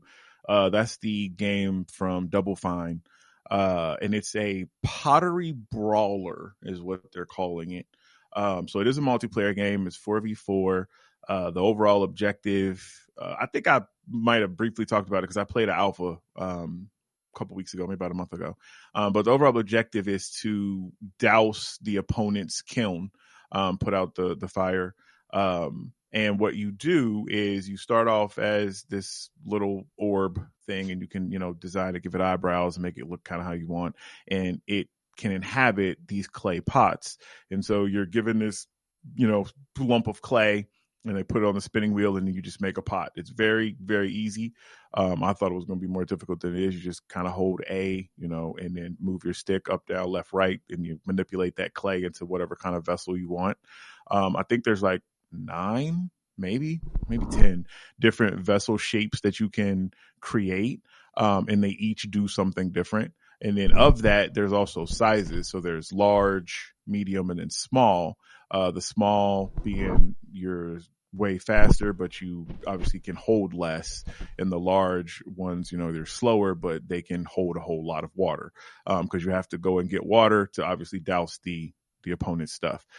There's lots of options as far as creating your pots, as far as, glazes and patterns and attachments and stuff that you can go on there. As you play, you'll level up and earn a currency that you can buy those different items. It's all in game, so nothing that you're going to spend out of pocket. And it's all customizable options. You'll unlock new stuff, new colors, new, all kind of different stuff that you can create. I've already seen some like pretty. You're burying the lead, because from the sounds of it, this is a MOBA. Kind of, sort of. Yeah. Plays kind of. I see, but I don't. Because when you think of a MOBA, at least I do, I think along the lines of like a League of Legends. So as I'm playing, I have to level up. I'm powering up, right, before I can actually get to that end objective. That's not necessarily the case. This actually, and I'll tell you what it makes me think of. Remember that Crash game that you and I played? It actually is a lot like that. Been as good as, okay, all right. Yeah. Well, so that's a good way to sell like, me. Yeah, so like 4v4, and so the way I like to play it, because it works out well if you have like somebody playing like a tank role that's kind of stopping, and you have some of the smaller pots that can kind of make hit and run attacks, get in real quick and douse some water and get out. Like there's some strategy involved in it. So it's not necessarily a MOBA, but it does have some of those kind of elements. I actually enjoy it, and it's, I think to buy it, I want to say it's like $20, might be a little bit more. There's a couple of different editions, but it is on Game Pass for the Ultimate tier, I think. Is it? Yeah, the Ultimate tier. But so far, I'm enjoying it. It has crossplay. There was some issues day one with connectivity, where it was only giving me Xbox people and it was taking forever for matches. But since then, it's been really, really quick. I've been able to play with the people that have it on PC as well. It's just Xbox and PC, right? Yeah, it's just on Xbox and PC. So yeah, it's not on. That's place. weird. I don't know if that's going to happen later. It is weird. I mean, we'll talk about what the developments that have happened this week. But yeah. But yeah, so it's on Game Pass. If it sounds intriguing, check it out, Anthony. If you want to get down, let me know. I'll run some with you. There is like a little tutorial part that you'll play by yourself where it kind of walks you through the thing, and then you'll create your first pot. But again, it's all super easy, even with the controller. Yeah, so, and that's pretty much it that I'm talking about that's new. I did pick up, because it was on sale, Legacy of Kain Defiance, that remaster. That's a good remaster. It is. Like I booted it up and I was like, yeah, I'm just gonna play this for a minute. It's a Fucked shame around, there I was was on there for hours. Go ahead. There was no new Legacy of Kain game to coincide with the remaster. Yeah, there was, but you shouldn't play it. You shouldn't play it. I don't think there was, Ken. I don't think that. I haven't heard of it. I put a review of it on the site this week. Doesn't exist. Don't exist to me. Listen, but this remaster though. This remaster is good. And I like that it does the thing, because sometimes they don't do this, where you can toggle the old graphics kind of on and off as it's playing. Yeah. So you can kind of see the differences and stuff. And I was like, damn, okay, they did their thing. All right. It does really make me want a new one of these. I mean, hearing Kain, talking his Shakespearean stuff. Oh my God. I'm like, God, these games. But we're never going to see another one. So that's fine. But I'm done. So go ahead. You go ahead. Brother, I ain't got nothing to talk about. I spent most of yesterday playing Crimson Desert because I had a guy tearing my bathroom out. So I was just roaming around in that world. I think we've talked enough about that game. Unless you want me to talk about Overwatch. I can talk about Overwatch. What's new in the world? I think I'm the only person that actually even cares. And even I am just like, that's my boy. You know what I mean? And I do play the game. I've played it before, so I'm gonna let him, because I know he's excited. But I'm not going to install Overwatch. You know what I mean? Oh, we got a new hero. We got a new hero. She's out there dominating. I was curious about that. Yeah. How does she play? Like, what's her weapon? Because I don't think I saw. She's got like a machine gun that starts in a spread and then kind of gets more refined as you shoot it longer. About this. Yeah, because there was a paladin character that did that. Okay. So, and then she's got like this little glider she can throw up in the air and connect to. She's got a grenade, and then like her ultimate is a carpet bomb, which sucks. I've watched whole teams get wiped out by that freaking carpet bomb. Oh, it needs nerfed. I got you. Yeah, it's very powerful. Yeah, she's very powerful. Unless I'm playing with her. Stop it. Oh, does the shield block it? Since it comes from the top, no. Damn. Unless, I guess, Reinhardt points his shield up, kind of thing. That might work. Yeah, okay. So, but yeah, it's there's almost one in every match, because that's pretty standard when a new character comes out. With a new one, yeah. So, but yeah, I'm up in there playing with Grandmasters now, so like I'll queue up, because I suck on DPS, so when I queue up on DPS, like when a game pops, I'm like, oh, this is gold platinum, I'm fine, I can just mess around. As soon as my support queue pops up, I'm like, oh shit, I gotta lock in, like sit up forward in the chair. Yep, gotta sit all the way up. Because like I'll pop in the match and be like, you have 2 Grandmasters on your team, but there's also a top 500 player. I'm like, oh, okay, I gotta sit up. This is serious now. Yeah, it sucks because like, I worked so hard to get back up there, but my queues are like 6 minutes long now. Jesus Christ! Because there's so fewer people in that rank that it's hard to find games. So, Man. yeah. Like when I'm in platinum, I'm queuing like every 30 seconds. But You know what? I think that's why people have Smurf accounts. I just realized that because they don't feel like, well, and I mean, there's they also want to dominate. So yeah. Yeah, there's that. But I feel like 6 minutes between matches is a long ass time. That's why I started adding DPS to my queue, because I used to just queue support because I was really trying to rank up. But like as soon as I hit masters and like started getting into mid masters, I was like, well, so I got to wait 6 to 10 minutes to get into a game. Man, yeah, That's wild. That's too long. Yeah. There's just so few people. Like I've literally got a countdown now because they added what's called a challenger score. And a challenger score is like a point system where when you reach a certain number, you become a top 500 player. So like I literally have a countdown on my account. It's like, when you get to this score, you're top 500. I was like, man, that's like 1,000 points. Like, I'd like, you get like a match will get you like 35 to 50. Which will tell you how long it would take. Yeah, that's only if you win. So. That's not, no. That's too much, man. I admire your dedication to that game. Dude, I watched the trailer yesterday. All of that. I watched the trailer, the launch trailer for that game yesterday, and it popped up. It said beta spring 2015. I was like, oh. Holy shit. Oh, it's been that fucking long? I've been playing this game for 10 years. 10 years. Wow. I gotta look at my time played. 235 days, 8 hours, 47 minutes. Holy shit. Man. I don't fucking love anything that much. That's what I'm saying. I'm including my kids. Like, shit, dude. Look, listen, a lot of times. I'm just being honest, man. 35 days, Ken? 235 days, yes. Playtime. That's 5,600 hours. Yeah. That's crazy. I mean, it's 10 years. Come on. You know? Well, sure. And I say this all the time. I wish that I had something that I enjoyed that much and that I stuck with that long. Like, I wish I did. Like, I'm jealous of you. Sometimes maybe not Overwatch, but something else. Sometimes it like freaks me out because they track it per season, and seasons run, I forget, it's like a little short of 3 months or something. I put more time in a season than most people put in full games. See, man.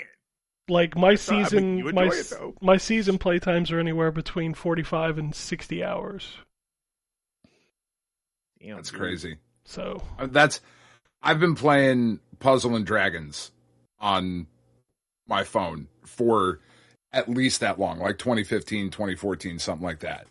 But it's a fucking it's just a like a puzzle matching game. Mm-hmm. Like I love Puzzles and Dragons. Yeah, I think we all have played that. Yeah. I'm still playing. I still log in every day, but I'll do like a dungeon a day. You know, like there's no way I have that much time. It's certainly the game that I've played the longest, but damn, man, it's impressive. It's a lot. Like at this point, I feel like I can't quit. No. Oh God.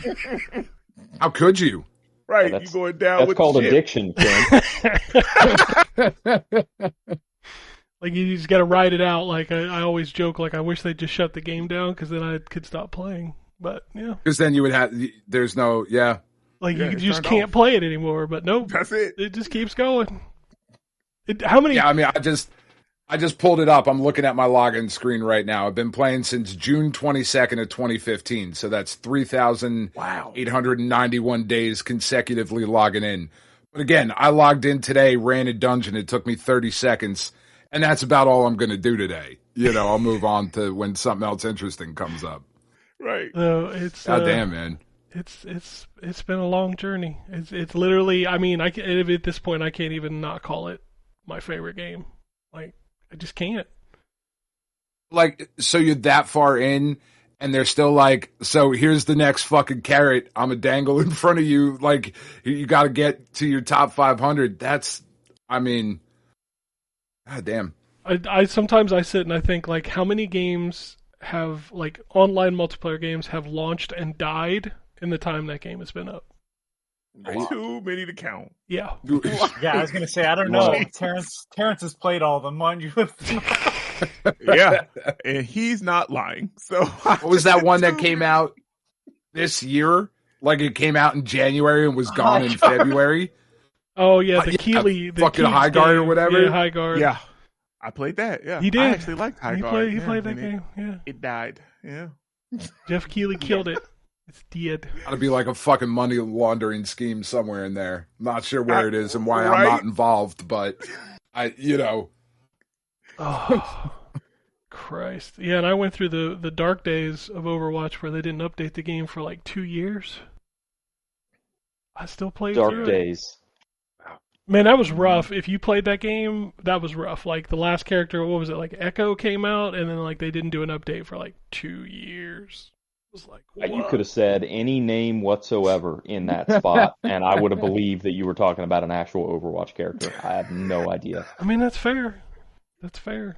What's this one you put in the fucking the chat? The last character they put out was Ephesians Prysock. I think that's what it was. Ephesians Prysock. Ozymataz Buckshank. It was fucking Overwatch hero. Yeah. Ephesians Prysock. Hell yeah. I'd be excited. I'd be like, oh man, what's their alt? Anyway. Let's talk about, let's do the release list. We got Aphelion? I don't know what that is. Cthulhu, the new Overwatch hero. It could be. All of these releases are new Overwatch heroes, so you know. Cthulhu. Aphelion is a Don't Nod. Yeah. Oh, is it? Okay. Mm-hmm. Yeah, Don't Nod science fiction game. Okay. Interesting. Okay. It's on Game Pass too. Oh, okay. I'm all right. I'm checking it out. Cthulhu, the Cosmic Abyss. There's always a Cthulhu game every week. Wow, there's quite a few big games this week. Diablo 4, Lord of Hatred, out this week. Mm-hmm. Drill Core, Elementalis, Rival Stars Horse Racing, Spy Drops, Cyber Blocker Complete Edition, Imagine the Rat Project Stories. Okay. Oh, MotoGP 26, Peter Pan Hidden Objects. Ooh. Is there a code for that one? I'm in. Threaten me with a good time. Adorable Adventures, Bandit Trap, Busbound. I think I've got 600 emails to them trying to get me to review Busbound. I'm like, I don't know. Dungeon Crawler. That's clever. Fool's Pub. Inconvenient. So Dungeon Crawler is a came out around the Balatro time. It is a I believe it is a cat, but no. You're playing a claw machine. Oh, okay. Okay. Also, Adorable Adventure, you play as a small pig, a small baby boar, and I gotta say it does look cute, but I don't know what. Exploration, relaxing. I'm good. I'm sorry, it's not fucking Dungeon Crawler Cliff, and it's some new Crimson Desert shit. Not surprise me if they added a claw machine. Oh, 100%. They need to add a giant claw machine that lets you pick up baby goats. Hell yeah. Can you pick up the By goats the way, I with want the you to Axiom know thing?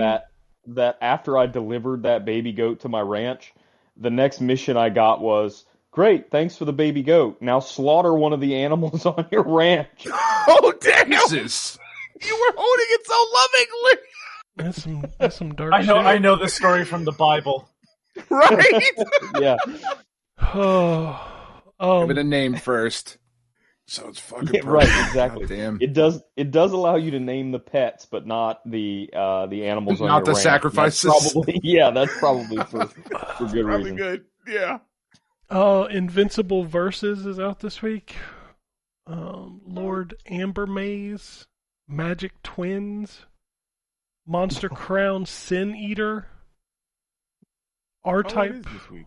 Oh yeah, Monster Crown's this week. R-Type DX Music Encore, Strange Antiquities, Survivor Legion, The Coma 3, Bloodlines. I don't know what a Coma 1 was. I don't Right. know. Constance and Moon Raider Anniversary Edition. It's amazing to me that we read every game that's coming out every week on this fucking thing. And there are still sequels that come out, and I'm like, I don't know what the fuck the first one of that was, and now you're reading about number 3? Yeah. We've been doing this show for 20 years, reading new releases every week. How are there still games coming out that I don't know about? I mean, that's fair. Soros is also out this week on the 30th. Is there any Nintendo shit out this week? Fallout 4 Anniversary Edition. I think that's it. All right. Move on to the news. We're going to jump right into the big story. I think it's the top one. Xbox is making moves that dropped the price of Game Pass from $29.99 for Ultimate to $22.99. That removes Call of Duty. You no longer get that. You just raised it, you assholes. This is the worst. Right. Like, fuckers. Well, they took Call of Duty more out. expensive now than when Now they're gonna fucking lower it increased the price. again and take Call of Duty out. So Yeah, I'm okay with this. Like No, I this. thought this was the That's- lowering for Call of Duty. Yeah, that's what this is. it was, yeah. Yeah, That's what I'm saying. They raised the price. increased it. They raised the price Right. so that they could come back a couple months later and lower it again and take Call of Duty out. That was their way to get Call of Duty out. Anthony's gripe is that it's more expensive now than it was when Call of Duty wasn't in it in the first place. 100%. It is. But you know what? That is true. It's not $30 a month, which I mean, I'm not going to gripe about it. When's the last subscription service you had that went down in price? None of them ever. Exactly. None of them Ever. because I also don't subscribe to any of them. I subscribe to everything, and I will take a discount every day.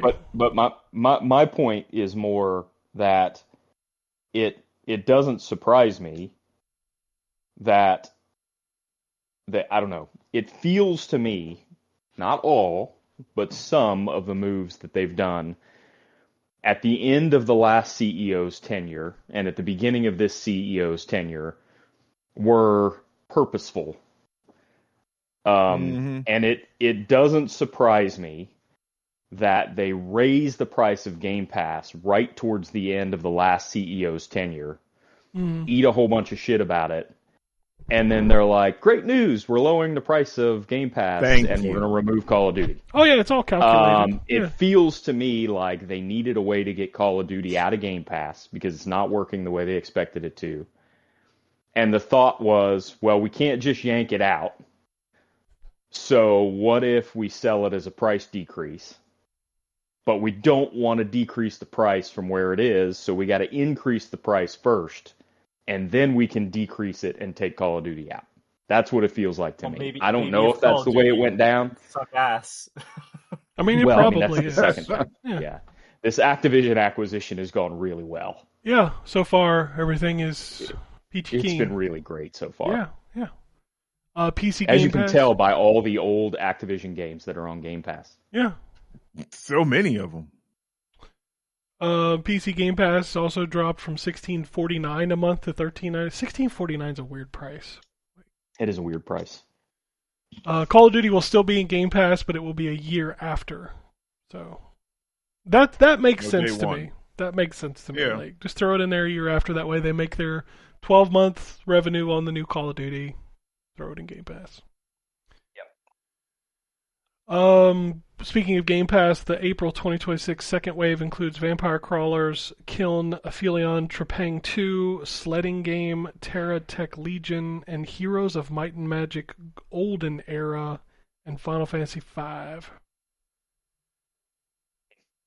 Xbox continued with the news, putting out an internal letter called We Are Xbox. People are calling it a manifesto.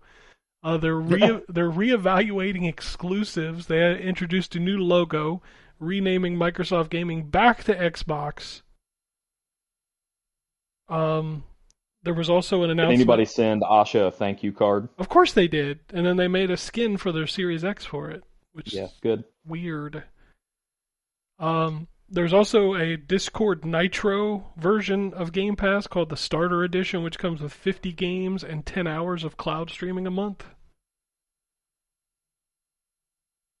Okay. Does just fucking make games. Right. Like just make good games, man. This shit is, I don't know. I think I'm the only one here without an Xbox. I haven't had an Xbox since fucking 360. I don't think, because they just like, their games aren't necessarily for me. This going back and forth on the exclusivity thing though is driving me up a wall, because there is certain shit. I loved Indiana Jones. That was great. I was never going to buy an Xbox for it though. Like, it wasn't. I didn't think it was that good. You know what I mean? But I was super happy that I got to play it on PlayStation 5. Like, my wife is her favorite series of all time is Uncharted. I was like, all right, we'll just do, like some Indiana Jones version of that. And, she was super into it, and that was great. But man, I don't know. It's been weird for a long time. It's like, I don't think any game should be exclusive, but obviously me neither. These platform holders are like going back and forth. Like, we heard that rumor about PlayStation pulling PC games, what was it, like 2 months ago, and there's still not been an official announcement. Yeah. Right. It's just me and weird. the co-host on Stone Age Gamer podcast, Chris, and I just went back and forth on this on Friday night, because I'm the same way. Like, keep your exclusives for a year, you know what I mean? Like, or year, 18 months, whatever, and port them to other systems. Yeah, it's more money. I don't understand it. And everybody's like, well, it devalues the system. Like, we're at a point in history where people are going to buy the platform they've owned forever. If you're a PlayStation guy, you're going to buy PlayStation. If you're an Xbox guy, you're going to buy an Xbox. Like, it doesn't matter. Yeah. I'm going to get whatever PlayStation 6, whenever that comes out. I'll get whatever, I have a Switch 2. I'll get whatever the next Nintendo thing is. And I've got a computer for everything else. Like, there's almost nothing at this point that would put me to buy another Xbox. So yeah, like, I don't know. Like you said, it's more money. Yeah. Put your shit on other systems. Exactly. Like, Xbox sold like 5 million copies of Forza on PlayStation. Fucking Helldivers. Like some insane amount, yeah. Yeah, Helldivers sold like 1 million copies on Xbox. Like, dude, that's just free money. Like, what are we doing? Yeah. I don't know. PlayStation started rolling out age verification in the UK and Ireland. I feel like this is starting to become common. Yeah. None of these fucking people are getting my driver's license. Ain't doing that. Really? Did you think you could hate Jim Ryan anymore? Because now you can. Because apparently he fired Shuhei Yoshida because Ryan asked him to do some ridiculous things and he said no. Yeah, the context seemed to be around live service stuff. Well, how'd that work out? Helldivers and I guess Marathon, but Marathon's bigger on PC. It's gone so well. Right, Yeah. it's been great. Remember Real that great. week of Concord was the highlight of gaming. Was the stories You are had also to out be there. Those stories also out there about fair games, like in playtests. Like, everybody's like, "This is not fun."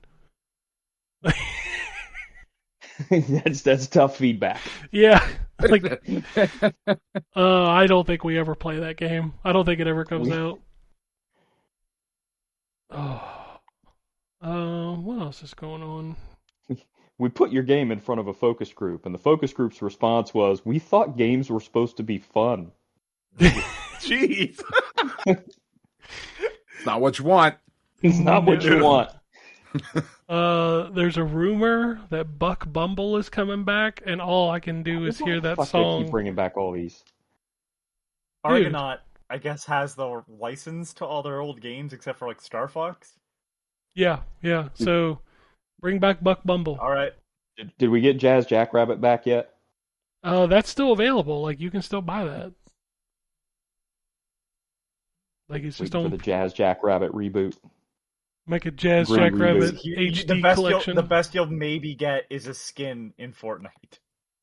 I'm surprised that hasn't happened. I want the I want the Prince of Persia 2 of Jazz Jackrabbit. Oh wow. Okay. Fine, Cliffy B. Did we talk about the Polymega last week? I think we did. The remix. Basically. Oh yeah, we did. Okay. Yeah. All right. Do. Check the next page. Blood of the Dawnwalker Road to Launch event set for April 28th. I keep forgetting about this game. I don't know how it's going to land. I hope well, because I like what I've seen so far. Ponkel is currently working on 15 different projects, and they're opening new studios in Italy and Japan. But they are pausing their publishing businesses. Yeah, I mean, when your game is like one of the biggest things ever, probably makes you a lot of money. It does, yeah. Behavior Interactive has laid off an undisclosed number of employees. That's the Dead by Daylight people. Please refer to who's making the next Serious Sam game? Yeah, I really wish they weren't. Me too. And also please refer to them as their original name, or sorry, Behavior was their original name, and then they switched it to Artificial Mind and Movement, which they shortened to A2M, and had to change back because people called them Ass to Mouth. I didn't realize that was them. That is hilarious. Okay. I forgot about that. That's awesome. Yeah. Devil May Cry Season 2 launches on Netflix May 12th. We talked about the Mass Effect story last week where they said they wanted it rewritten for non-gamers. Yeah, that shit pissed me off. Wait, what the fuck Mass does Effect that mean? or Far Cry? Mass Effect. Far Cry is the guy that said that it's not going to be based on any of the games. Well, yeah. Well, I guess he just said. Is Far Cry a TV show or a movie? I don't know. It's a TV show. Okay.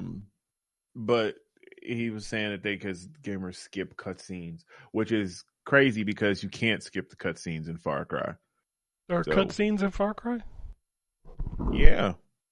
Have you? What? What the last one you played? No, I'm kidding. I knew there were. I just don't pay attention. I was to about to them. say, yeah, because they're mostly bad. Like this last one is feel like it's a whole cutscene. Like it's hella. Is the last one the one with the dude from Breaking Bad? Is that the last one? Yeah. Okay. Yeah. I played like half of that, and I was like, "This is just not fun." Yeah, I love that dude. God, what was the last Far Cry I actually loved? I don't remember. Three was for me. Yeah. I played all of them, but Blood Dragon's good. But I still think 3 was better. But Blood Dragon is fun. Blood Dragon finally got a 60 FPS patch on new consoles. Like, I don't know how they thought it was okay to put that out at 30 frames a second. Like, well, what are you doing? I liked 5. 5 is okay. 5 was good. That was the creature one, right? Oh, sorry. You know what? Yeah, 5, that one's good. 5 was good. New Dawn was better because it cut that map down to like half the size. I didn't care for New Dawn. I just wish they really leaned into the more of like the weapons are built out of trash rather than just be like it's a sniper rifle and it's got a silencer, but the silencer looks like a pop can. Like, okay, all right. I feel like Far Cry is like every odd numbered game is pretty good. I don't like the even numbered games. So what you're telling me is maybe we get a good Far Cry 7 at some point? I hope so, because I really didn't care for 6. I did not play 6. I did not play 6. I did not play Primal. I did not play I liked Primal. The goofy the 5 spinoff you were just talking about. Yeah, I didn't play New Dawn. 6 is actually the only one I didn't beat, but I've played all of them. But 6 I tapped out. I don't know. I can't remember what got on my nerves, but I was like, I just can't. I'm cool. I think it was really when I made it to the big city. Like, that's where I lost interest in 6. Actually, that might be where that sounds familiar. Yeah. Where I tapped out too. I was just like, man, like the formula is getting stale. Yep. That's what, yep. I was like, I'm just checking boxes. Like, I don't know if I'm having fun anymore. So I just stopped. A24's Elden Ring movie will premiere on March 3rd, 2028 in theaters. There's been a lot of footage of that movie on Twitter over the last week. People are freaking Which out. one is this? Elden Ring. Oh, I didn't realize that was from the movie. I did see some stuff, but now that makes sense in the context. Okay. Yeah. Huh. I guess the Zelda movie is finished filming. Yeah, it's in post now. Yeah, I saw the Special image effects that leaked online of Link. He looks really good. Maybe it's gonna be good. I don't know. I see. Listen, and y'all can hate me and whatever else, but cosplayers look really good too. But that don't mean that they can, you know what I'm saying, act a part. So that's where I'm at. Like I hope it's good. Don't get me wrong, but costume design is easy. The acting part is hard. Like we gotta wait for see a Link, trailer. he doesn't have to say anything, right? Actually, that's true. He don't say shit, so he might be easy to do. Yeah, that's like the easiest acting gig you'll ever get. Like, we'll play Link. Okay. Right. I'll just make some grunts. Yeah, that's fine. And David Leitch reconfirms that the Gears of War movie is happening. Cool. I forgot about that. And now we can't use Batista. He's an age. He ain't big no more. Like, he was perfect. He wanted to do the money. He can't even do it no more. Yeah. All them wrestlers getting thin. Did you see The Rock lately? Yes. I was like, damn. Okay. These dudes, the doctors finally told him, like, y'all's heart's going to explode. Exactly. Yeah. Your heart's like a mini. Rock. Like it's about to explode. Like, yeah. You can't carry an extra 170 pounds of muscle. Your body is not built for that because you're human. When you're 60 years old, you gotta take that shit off. Like, also for some reason you've progressively started to look more like handsome Squidward, and no one can figure out why. Man, I don't know. I watched that. That's the water trailer. Why? I know everybody. For some reason you're overdosing on facial angles, and no one can really figure out why. I know everybody absolutely despises him, and for good reason, but I did watch that Hogan documentary on Netflix just because I was interested. Yeah. Boy, he was rough at the end. Like, ooh. Like his spine was fun. Like an S. Real that's fucking what piece of work, happened. that guy. Yeah. The dude also was it looked like actually he was fighting off a zombie infection. Yeah. It's yeah. the back stuff is what happens when you're 330 pounds, landed on your 6'7", tailbone, and you decide to jump and land on your ass every day for 30 years. He talks about that in the documentary about how if he could go back, he would change his finishing move. Well, what's funny is in Japan he had a different finishing move, and he used the leg drop once he got to WWF, and it's like, yep, that was a huge mistake. It's so funny to me when I watch those documentaries about that, and like they say WWF in the documentary, but the closed captions say WWE. Yeah. So funny to me. New Helldivers Warbond Exo Experts launches this week. We get some new mechs. Splatoon Raiders launches July 23rd. This was announced on Twitter alongside new amiibos. You know what it is yet? It's a single-player game, right? Yeah, I put the trailer. Well, we speculated on that, game. but yeah, I think it's a single-player game. It is. Yeah, it looks good. Yeah, because I like. I mean, Ryan actually got me into those games. I like the Splatoon games, and I feel like the single-player thing is really the only thing it was missing. Like, I love the multiplayer, but It looks pretty dope. We had a Dragon Ball event this week. Lots of stuff coming out of that. Goku SS4 Diamond joins Dragon Ball Fighters on April 22nd. Dragon Ball Xenoverse 2, the last DLC, Future Saga Chapter 4 launches this summer, and Dragon Ball Project Year 1000 turned out to be Dragon Ball Xenoverse 3, shocker, which launches in 2027 on everything apparently but Nintendo. Super excited about that. Xenoverse 2 was so fucking good, and yeah, I'm excited for Xenoverse 3. Oh, it basically is just Dragon Ball Z MMO is really what that game is. They're also doing Sparking Zero DLC called Super Limit Breaking Neo this summer. Mm-hmm. And 30 new characters, some new stuff. Because I watched that thing. 30 new characters all have the same hairstyle, and I can't tell them apart. Yeah. That's just the Saiyans, okay? The Saiyans all have the same hairstyle. No, I love Akira Toriyama's art, but like, I'm if I being took facetious. characters I know, man. from Dragon Quest, early Yep. Dragon Ball Z-ish era, and Sandland, you'd have a hard time guessing who's from what. Blue Dragon. They all have the same 100%. face. So Blue Dragon. Yeah, he had 5 faces and only 1 for females. Oh, Dragon Ball. Yeah. I usually get yelled at because he's the Rob Liefeld of Japanese comics.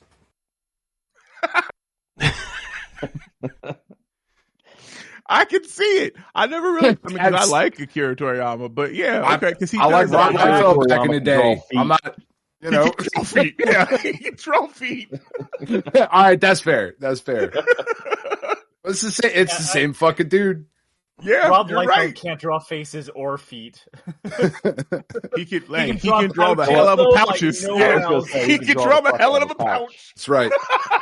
Who needs a face when I got 78 pouches on my fucking arm? And, Good. And he can draw the hell out of some sort of black hole in a character's crotch that's pulling in all of the fabric into an asterisk. What about an obelix?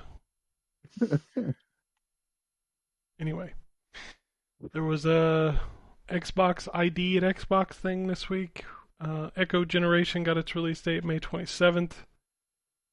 RV There Yet got a console announcement coming to Game Pass in May. Excited for that. Anthony, Golf. put that on your calendar. Go ahead. Golf with Your Friends comes this fall to everything.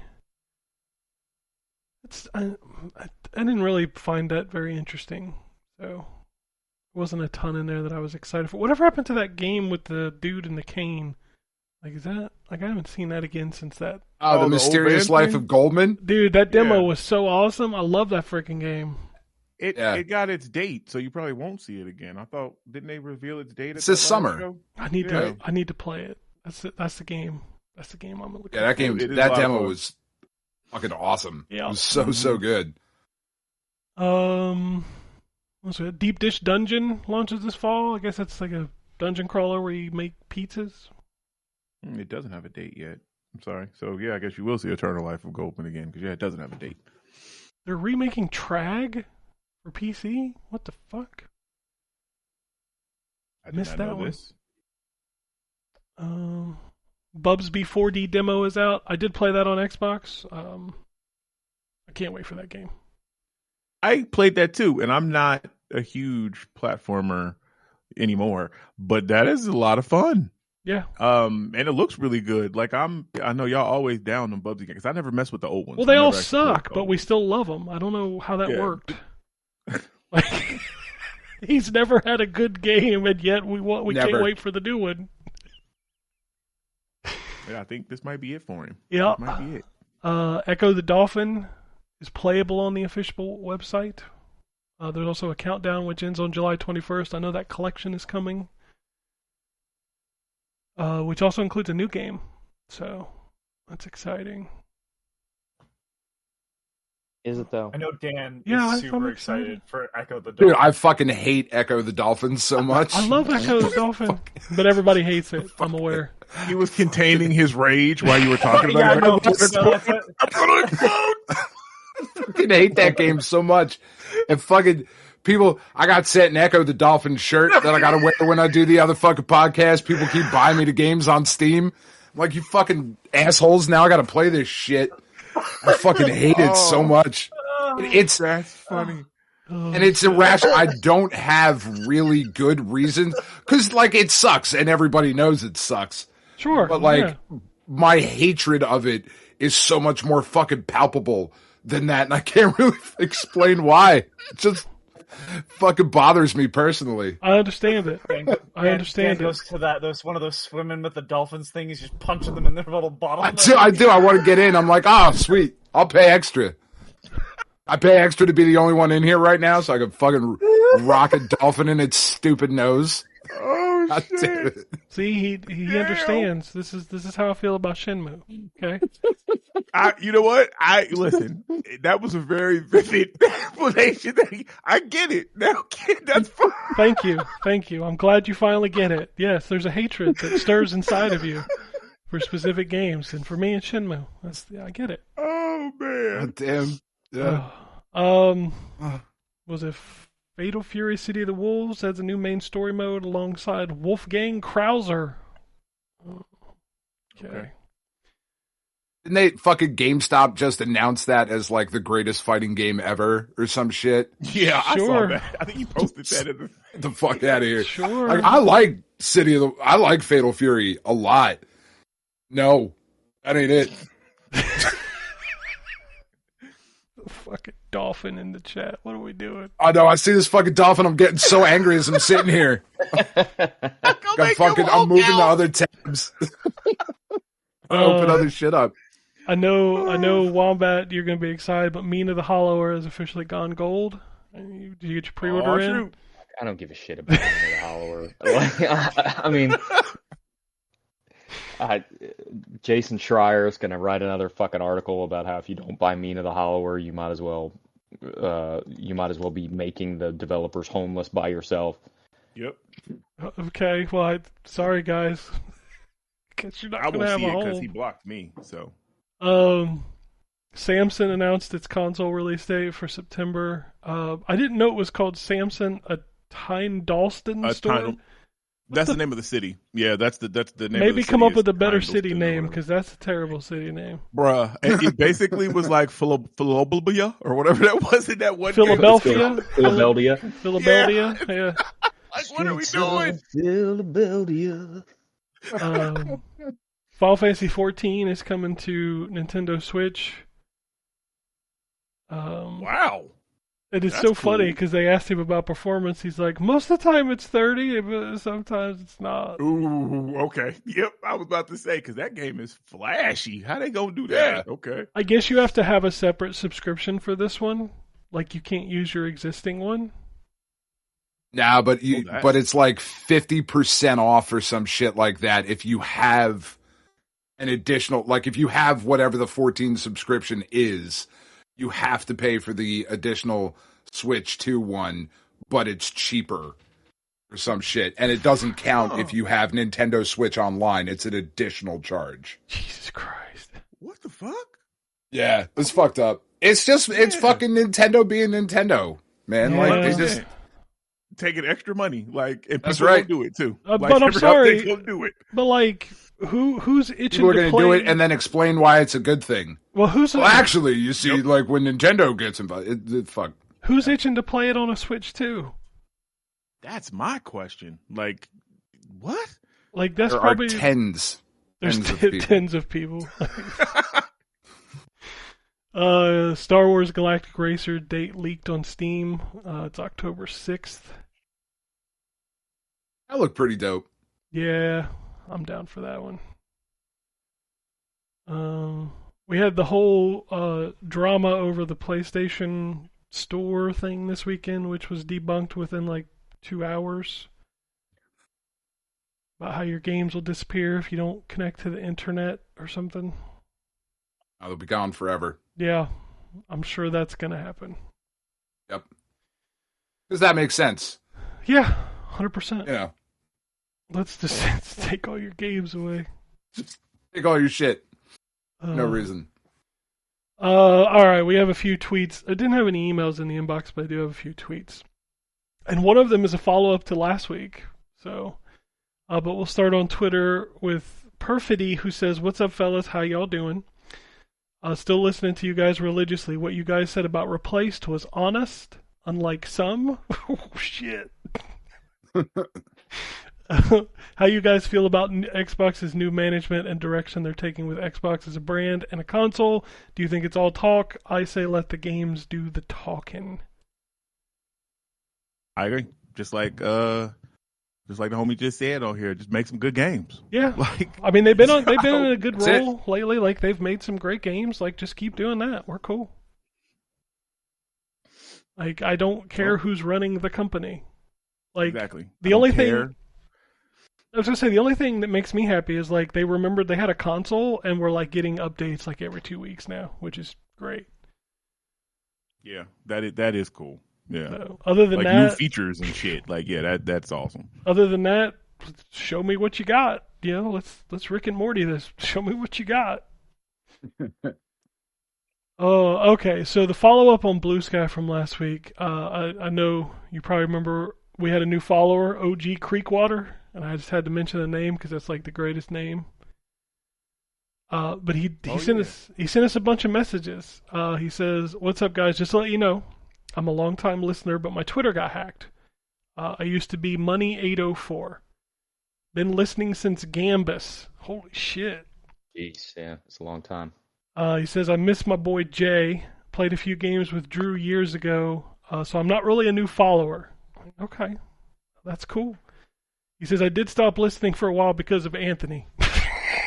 Well, damn. What are you doing? Hold on, there's more. Put it right out there. Listen, this isn't the first time I've heard this. No, it's not the first time. Hold on. There's more. He says, "Then that little motherfucker grew on me, and now I love him."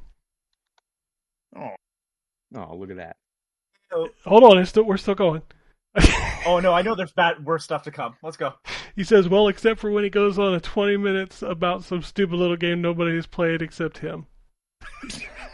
Today, my 20 minutes was absolutely not spent on some weirdo little game. I know. So True. but I understand. He says, "I see Ryan is still the voice of reason of the crew." Oh, really? Well, that's good to know, considering I spent 45 minutes talking about how great a game that I don't like was. Well, I mean, that's like your shtick at this point, you know. He says, "Terrence was a great ad. You boys continue to be the dopest down-to-earth gaming podcast out there. Kudos, keep up the good work. And P.S., I don't know who this Mr. Pyrite guy is Terrence talks about, but I don't like him." What? Damn! Yeah! I'm sorry, I couldn't even finish that without laughing. That's really great. I mean, damn. Hold on, he goes on to talk about your other podcast. He says, "It got my boy Terrence on his best behavior over there on that other podcast. Terrence is all serious and politically correct, talking in a sexy Barry White voice. I don't like that, Terrence. I like the goofy motherfucker on the ZTGD podcast." Shit. So that the reason why that is so fucking funny is because I was listening to that and I was like, why am I like fucking fronting over here? Like I heard it myself. I'm like, I'm not even being me. Like, so yeah, I'm gonna change that up. That's so I funny appreciate to that me. criticism. That is so funny. Finally, he says again, "Keep up the good work. And if you're interested, my gamer tag is Wired Nuts on both systems." Okay, this guy just gets all the best names. Right. He says, OG Creekwater, Wired Nuts. I mean, when you got it, you got it. God damn, yeah.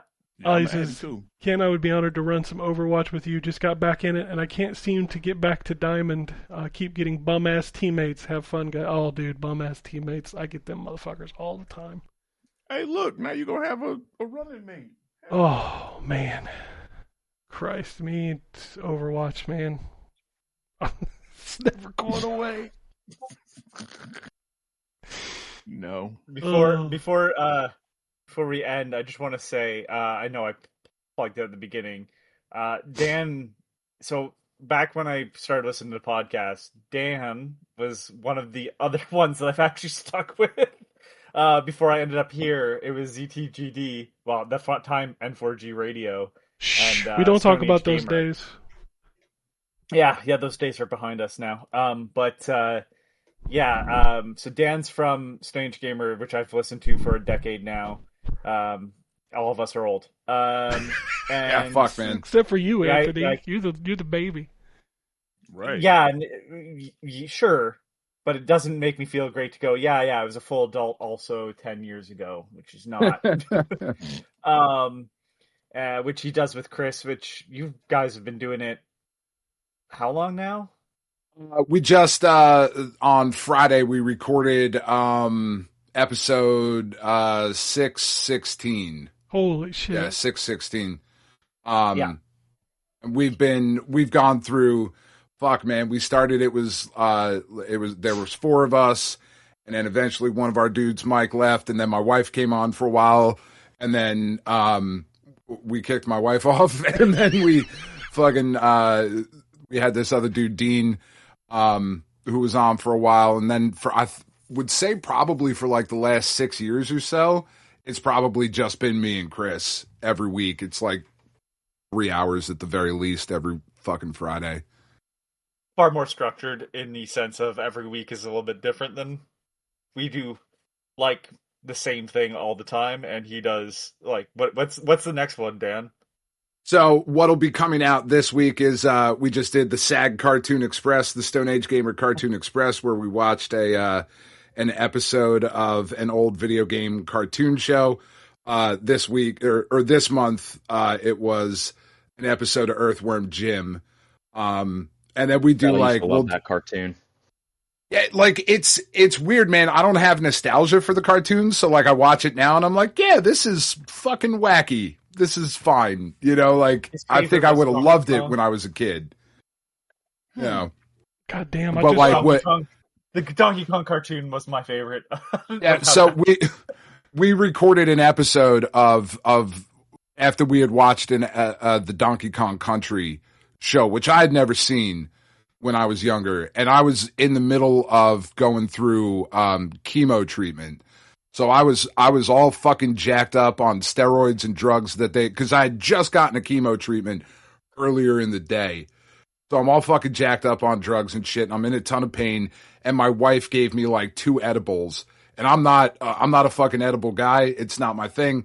So they hit me hard.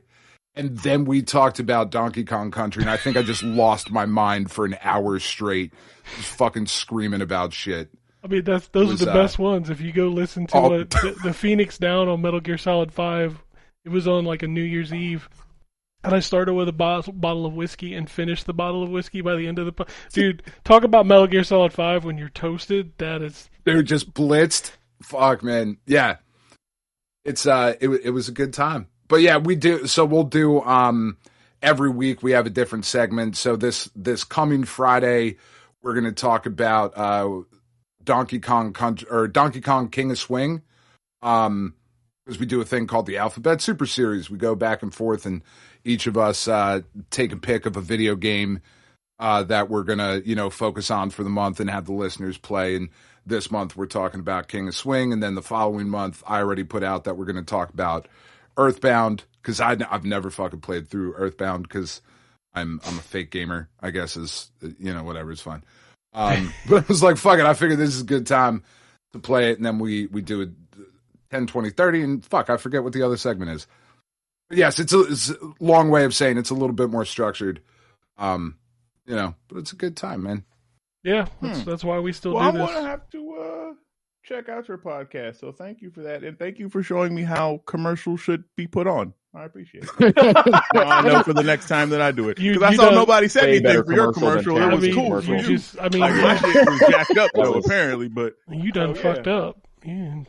You wrote a check to the wrong name. Parents, that's the difference. You had your cohort fucking tweet in, and you brought yours on. Got it. That's cool. Exactly. That's you go. That's the way to do it. You gotta fucking surreptitiously bring me in, and it's really what I'm here for.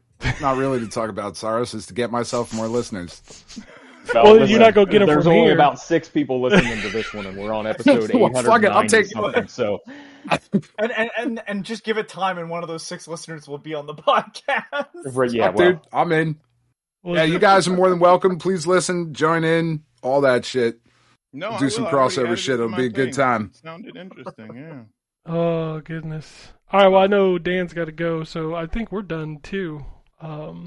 So like I said, if you want to tweet at us, we're at ZTGD Radio on Blue Sky, and we're back to the old ZTGD podcast on Twitter because we got that account back. And then if you want to send us emails, podcast@ztgd.com. I check the inbox every week. That's it. I'll make sure to have some bad random game no one knows to talk about next week. Absolutely. That's what people hate you for. 4 hours. Yeah. Exactly. Anyway, unless anybody has anything else, we'll get out of here. Peace, bitches. Alrighty. And it goes something like this.